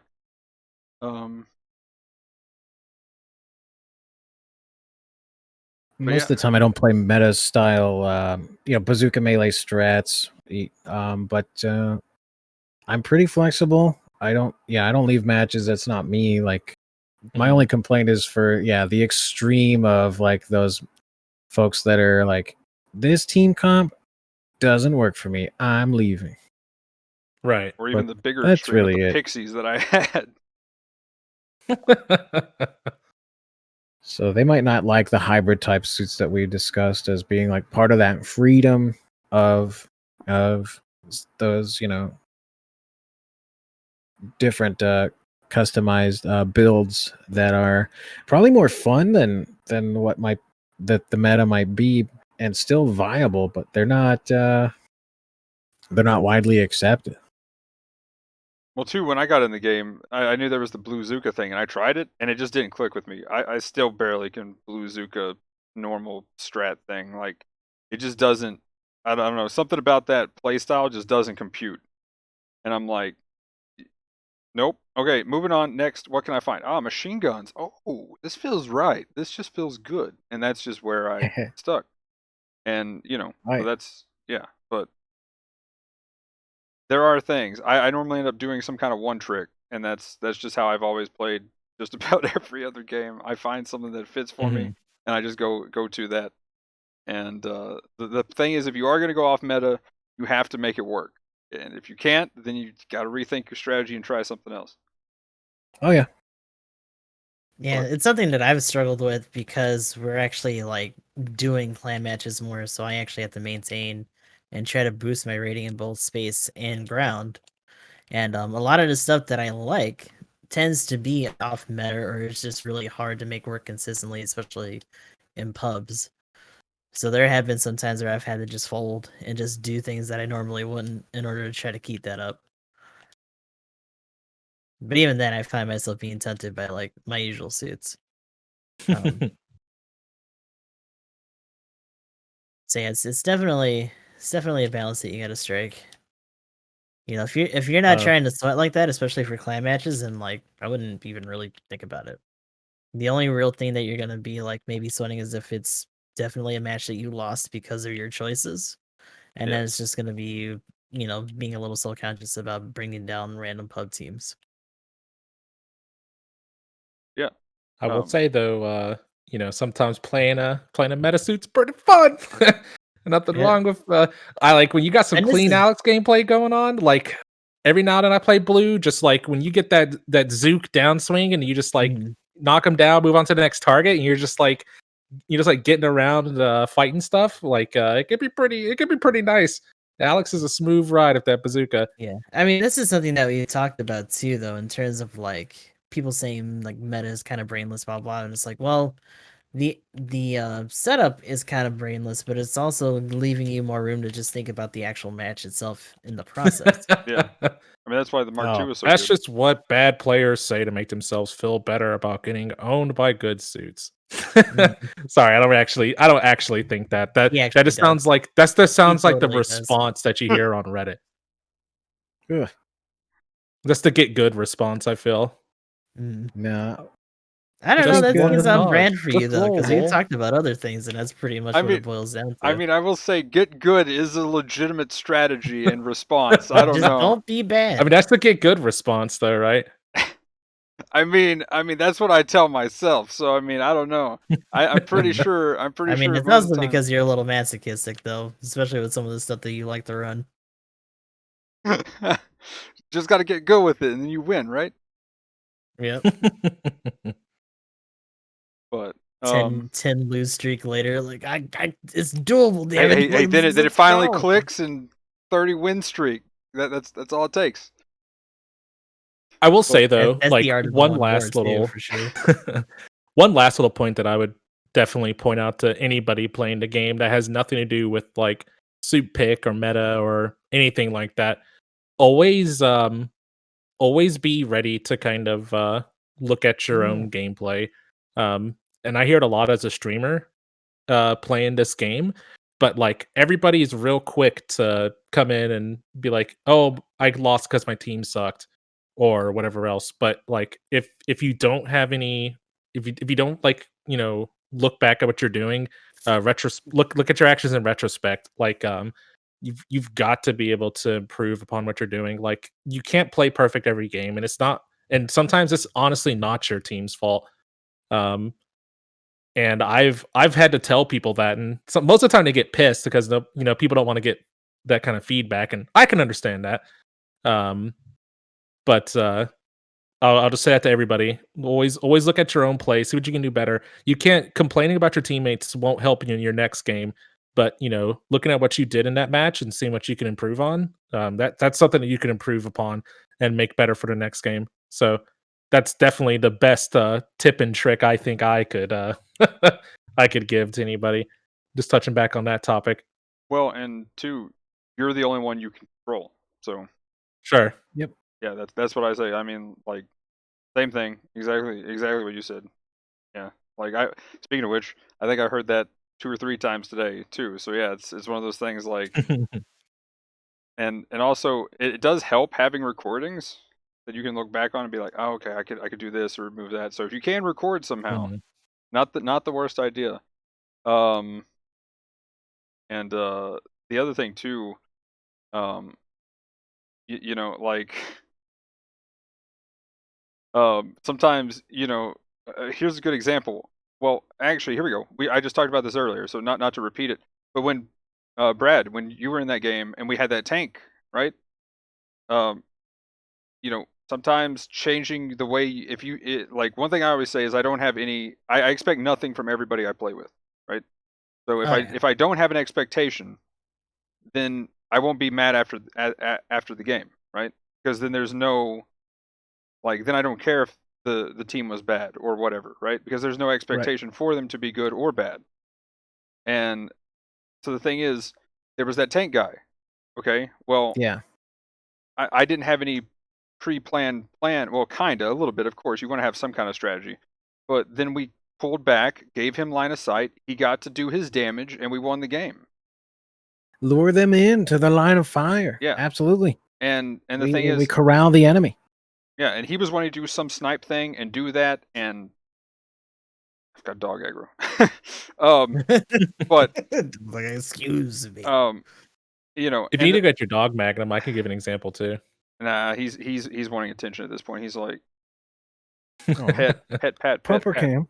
But yeah, so pretty much the thing is, playing around that, changing your strat, it's fun to meme, and yes, on stream, I definitely meme. It was still a dick move, but if those 2 pixies were live and they were doing it for some meme reason or something, definitely not something to do, because that was. But I might do it for the content. I might also forgive them a little bit if they were actually doing it for the content, even though, like, that didn't make any sense or whatever. But if they were doing it for the content, honest, some of the sweat lords probably hate content creators for that kind of shit. Oh yeah, right. But well, I mean, the thing is, I went in with the GOG. That's, by the way, unrestricted. I'm probably one of the people who caused unrestricted to disappear, because I would go in with like 300 cost suits in that 550 games. The GOG came out. Hey, I won that match. I won that match. 300 GOG in a 550 room. Let's go. That was not because of you, though. Hey, I killed trainers. I 1v1. I 1v1 to Stamen. That whole match. I 1v1 to Stamen. You got beat the fuck up that whole match. I did. Because I remember you were so excited about it, and you're like, "Yeah, look at this match, and we're gonna do it." And it's like, "Oh my god, just got savaged." Hey! I destroyed a Stamen once. That was, as long as I could do that. That was my goal. But yeah, I think the meta for early mix-up was like a team of GM trainers, right? Oh yeah. It only cost 100 if they died. Yeah. Only 100 points if they died back in the old scaling. And then if they killed a 550, it was worth like 10 of them. It was 1100. Or 11. Yeah, 100 for a GM trainer kill, 1100 for a GBO2 kill. That carried over in the mix-up pretty well. But not, after funnels, I don't think so. Yeah, after 650 and all the funnels, I don't think there's too many low-cost suits in mix-up anymore. But yeah, but anyway, we should probably move on to the new suit speculation, if we got anything else. So normally what we do here, stuff, by the way. Yeah. No, for real though. Like, this has been. I mean, the time's kind of disappeared. Oh yeah, 4 hours. Definitely going to be a 2-parter. Definitely going to be a 2-parter this time. But anyway, the So, new suit speculation. What we normally do here is go around and pretty much give our guesses for maybe raid, general, or support, or whatever you want to see. And if you don't have 3 specific picks, then kind of what you're looking forward to in the future. And then there was also that leaked one that I'm curious about because personally, I can tell you what mine is right now. I have no clue. Maybe since we got a raid now, let's say full armor slave wraith general suit. There we go. That's my pick. Whoa. Give me the Methus Kai. Hazel custom for Ouchie. There we go. Right. All the beam sabers. No, we need full armor Gundam Mark II. That'd be cool. Ooh. Like if we're touching on MSV again, like I'm ready. I'm ready for some of these to come out. Give me the mass production Zeta for shits. Just bump it down in cost. I was really happy to see the GM3 close quarters. Like they were giving a new suit at 450 was really hype for me, who tends to avoid 600 and up. So whatever it is, because I don't know too much about like what's in double Zeta or what's in MS mobile suit variation. What's in I don't know every suit from Zeta, even though I saw the movies. I don't know if they're all in. Into the wiki. I was hoping, like I hoped. This is when I was playing Pale Rider. Mm-hmm. I got 2 buddies I was playing with in my chat that can confirm this. So I was like, how come there's no like support or like a heavy armored Pale Rider? And he's like, oh, Toadstrider exists. Oh yeah, put that in GBO2. And then it became a general. Then it became okay. Yeah, it's a general, but they added it like this the day after. I didn't know what Toadstrider was, but I was like, give me like a heavy armored Pale Rider. That'd be cool. And I didn't know about Toadstrider. Yeah, I don't know. Something interesting, something with a cool gimmick, signature weapons. The Gaz-L, the Gaz-R, those are kind of cool. I don't have them, but they seem interesting. Mm-hmm. Jagan, okay, Jagan. Yeah, that'll probably come later. They start bleeding into unicorn. I don't know. Unicorn. we still gotta get into Char's counterattack. Char's counterattack. Those. I'm guessing that's anniversary. That's gonna be my guess for anniversary. Char's counterattack. Agents calling full armor Gym 3. I'm down for that.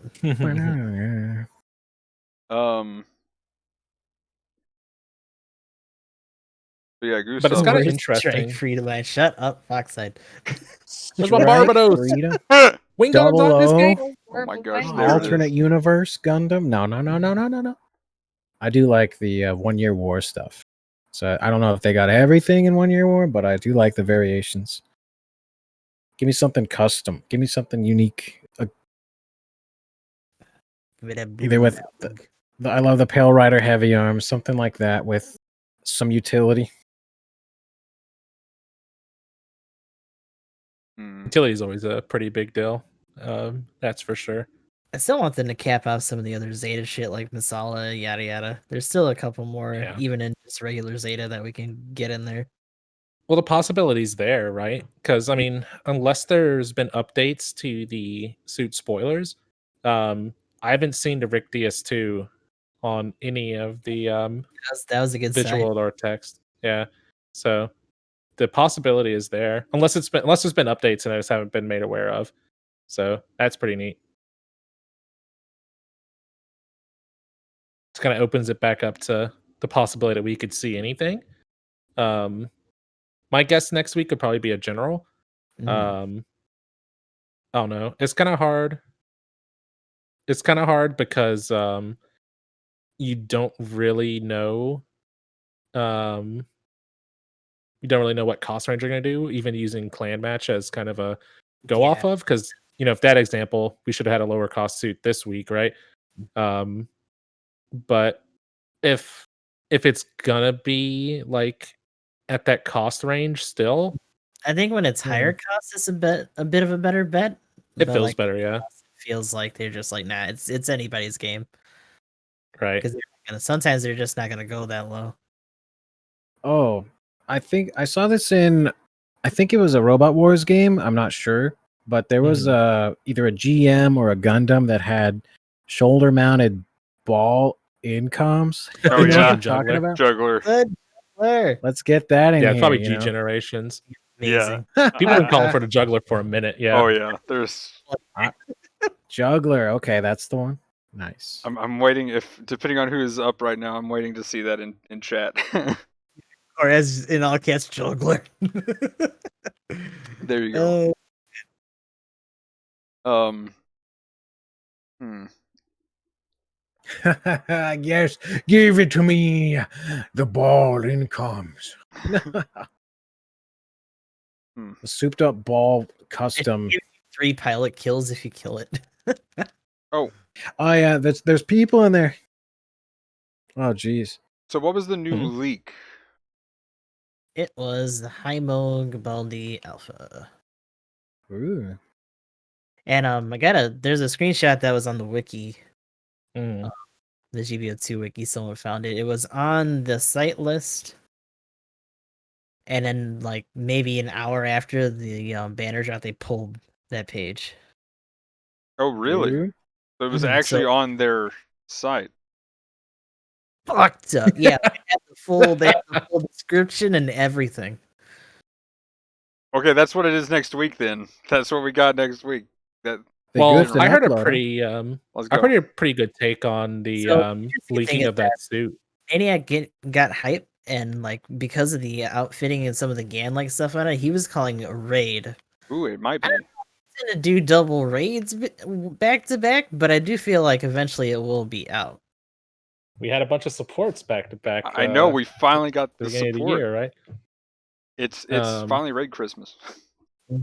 I will Yeah. say though, like it was in one of the discords, maybe in Maniacs, but somebody was saying that they thought the possibility that the suit got put on the website was because there's a chance that it was supposed to be the next clan reward. Yeah, that's what I'm. And because it's off track, they didn't think about taking it off. Like it was already. So it still kind of showed up. Mm-hmm. That's what I'm thinking it's gonna be. Like it's now that we have the Doa's custom as an example of like a higher cost suit that can be thrown in there. We still have the GM dominance as well as a possibility, but I think they could go for that. I wouldn't be surprised if that's what it actually is. But we'll see, right? Once they start to roll out the new suit and the schedule following. Yeah, that's gonna be my guess then. Either that for raid or a general the next week. But yeah, anything specific from you guys? I guess I haven't actually said anything specific. That's tricky.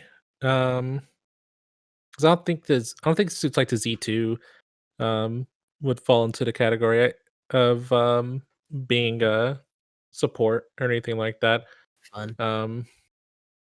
I think we're like kind of like you're saying, I think we're too soon to start seeing Char's counterattack stuff. I'm gonna go with something off the charts. Let's go with the Dommel. Ooh, Yeah. okay. I mean, considering some of the other suit lines we've gotten, like that probably should have been up by now. Yeah, that could be a thing. Also, too, with some of the suit leaks, to back to the whole Char's counterattack. We The do have a feature in there. yeah, the Gyaradoga being a thing sometime eventually, future. Oh, good. So that's I don't know when we're gonna get that, but I'm guessing that'll be closer to anniversary when that happens. But yeah, Brad, anything specific that you would like to see in the future or next week? Nothing for me unless they make any like changes that like more like I don't know. It's interesting to see what they've been doing with buffing lower cost suits.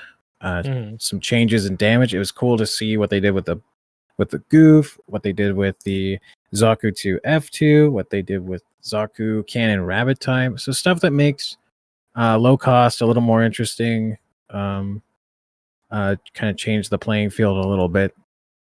Any kind of adjustments like that to suits at higher levels. They've started to add skills.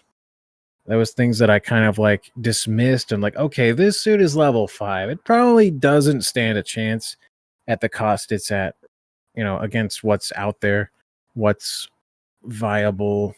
But if they're gonna do that, if they're gonna start adding skills for those to compete a little bit more, that would be what I'd like to see. Agreed. And not to get too We far barked into up it. that tree. Yeah. And not to get too far into it though, but one of the most egregious examples of them adding levels and it being bad, and I regret spinning a 10 spin on it, was when they came out with the new levels of and there was 2 levels in the banner for the Mudrock, and it turns out they decided to only give it 500 health per level because it still had the old scaling. And I Ugh. really hope they buff that in the future because, yeah. And now I just say every time something has bad scaling when they add levels, I'm like, oh, they mudrocked it because, Mudrocked it. They never touch that Yeah. shit again. like, oh man, it's so bad. Like, Yeah, instead of bricking it, they mud rock it. yeah. But cool. All right. Yeah, I like that. We're like, yeah, fix that. Don't do that. Don't mudrock it. We like it as a term, but it probably shouldn't be a thing. Mhm. And I love the mudrock suit. Level 1 and level 2, but yeah, I'm not sure about up on Strong. that. Oh yeah, level 1 and 2 is so good, and then level 3 and 4 they just kept the same scaling from 1 to 2. Like the one that they've changed doing that recently is the Goof custom, and they buffed the 4 and 5, and now this last patch, this last set of buffs, they actually buffed the 1, 2, and 3. So like I'm hoping they start looking at more of that and buffing like the higher levels. So feels like 650 suits are getting that. If you have a 600 and then 650, like if you look at the stats, they significantly increase mainly the health when you go to 650. So another one I wish they would do that with would be the 7th. But anyway, but yeah, anything else? Give me That's it a everything. double. Okay. In that case, we want to go ahead and hop into some shoutouts Sounds good. and wrap up. And oh man, I forgot to move the marker for the new suit stuff. Oh. Oh Whoops. no. Oof. Yeah, I messed up. That's gonna be a hard one to find. Oh well. We'll figure it out. So, shout out time. So yeah. Whoop, wrong button. Brad, if you want to go ahead and let people know what you got going on, what you got coming up. Sure thing. Thank you very much. Thanks again for having me. Again, I play this mostly in my off time. Sometimes when I do stream it, I meet some other Gundam fans, but it's in a wide variety of a lot of different things I've got going on. A few people mentioned Persona 5 Strikers here today. I'm still playing the Persona 5 Royal. I'm trying to juggle that RPG with Super Mario RPG Legend of the Seven Stars. So I've got some modern, some retro. The speedruns I'm learning include Ring Fit Adventure, which is relatively new. It's a fitness peripheral, along with like still trying to optimize like other casual speedruns. But Pokemon Leaf Green, I love Metal Gear Solid. I try to get back into those, like and learn the rest of the series. It's going to be a big project because there's a lot of games in that series. But yeah, I'm all over the place. I'm pretty relaxed, pretty chill. A lot of variety of single player stuff. This is my only multiplayer game for the most part. For all the energy I put into it, it might as well be the only multiplayer game I play right now. But again, thanks definitely the same again for way. having me. My name is Bradderfield, and it's been a wonderful time here. Cool. Good to have you. Gustav. But yeah, Gustav _ XIII on Twitter, Twitch, YouTube, and all that good shit. Currently going through, or at least trying to go through, Yakuza 7, which will be our final entry for the Yakuza series before moving on to other things. Also trying to do some Valheim along with more Gundam Battle Operation 2. Hopefully we can do some scrims tomorrow for the upcoming clan matches that we mentioned before. And of course, I'm trying to keep up on the VODs from the YouTube side so that we can keep that going. Currently, we're on Yakuza 4. Should be moving on to 5 eventually. I'm also going to try to see about fixing my connection because goddamn, like the percentage is going down now, but I don't trust it for tomorrow. And I am GamingEmblem. You may have heard of me going by my other moniker, Gaming Coup. I stream video games on the internet. You can find me at twitch.tv/GamingEmblem, as well as YouTube, but don't go there. The videos are all awful. But we play Mobile Suit Gundam Battle Operation. On top of a few other games, I too am trying to finish up the eventual playthrough of Yakuza 7. Kind of playing around with the idea of getting started on Super Robot Wars Original Generations 2 after we finish that up as well. Really good games. Try to play RPGs and stuff like that. Do a little broad mix because I'm kind of juggling like Yakuza 7, Super Robot Wars OG Original Generation 2, and like Capcom Cross Namco or Namco Cross Capcom, whatever the name of the game is called. I played Project X and stuff like that. And we're just like trying to touch base back at the beginning and check things out and do stuff. But online internet video gaming, fun, wow, GamingEmblem. Oh my goodness. And also, Brad, thank you very much for joining us on the podcast today. Very good discussion and stuff like that. It's always nice to have guests on and change things up. And I appreciate you taking time out of your day and stream schedule to join us on the podcast tonight as well. Oh, thanks. Yeah, of course. It's my pleasure, man. Yeah. Thanks for coming on, man. Yeah, so as usual, everybody's links will be down in the description below. So yeah, if you want to go check out Brad, they will be down there too. Go follow him and whatnot. Again, thanks Brad for coming on. But I am EG Magnum. I stream on Twitch, got a YouTube channel, I got Twitter, Discord. I actually got an Instagram, but I have yet to. I'm still failing at social media, so the struggle continues. But yeah, still doing that stuff. Coming up, let's see. I'll probably be doing some more Valheim, either on or off stream, but definitely farming those materials. Valheim is kind of just destroyed everybody's schedule. Oh my God. Most recent victim was Hikaru. Rest in peace, sleep schedule. Yeah, he fell to playing too much Valheim. But yeah, other than that, gonna be doing some more Master Chief Collection on Monday with Aoshi. And that will be Halo 3 this time. We just did ODST this past week. And then Tuesday, who knows, playing it by ear. Wednesday, Tabletop at 6 p.m. Eastern. That's the Gundam Tabletop. And then Banner Night, of course. And then, as always, every week, 9 p.m. Eastern for the podcast. But yeah. Anyway, guys, like, comment, subscribe, all that. Let us know in the comments down below of what you thought about what we talked about and stuff. But yeah, very fun discussions. Definitely a two-parter. But anyway, guys, thanks for watching. Have a good one. Peace! Later. Have a good night. Or morning. Bye-bye.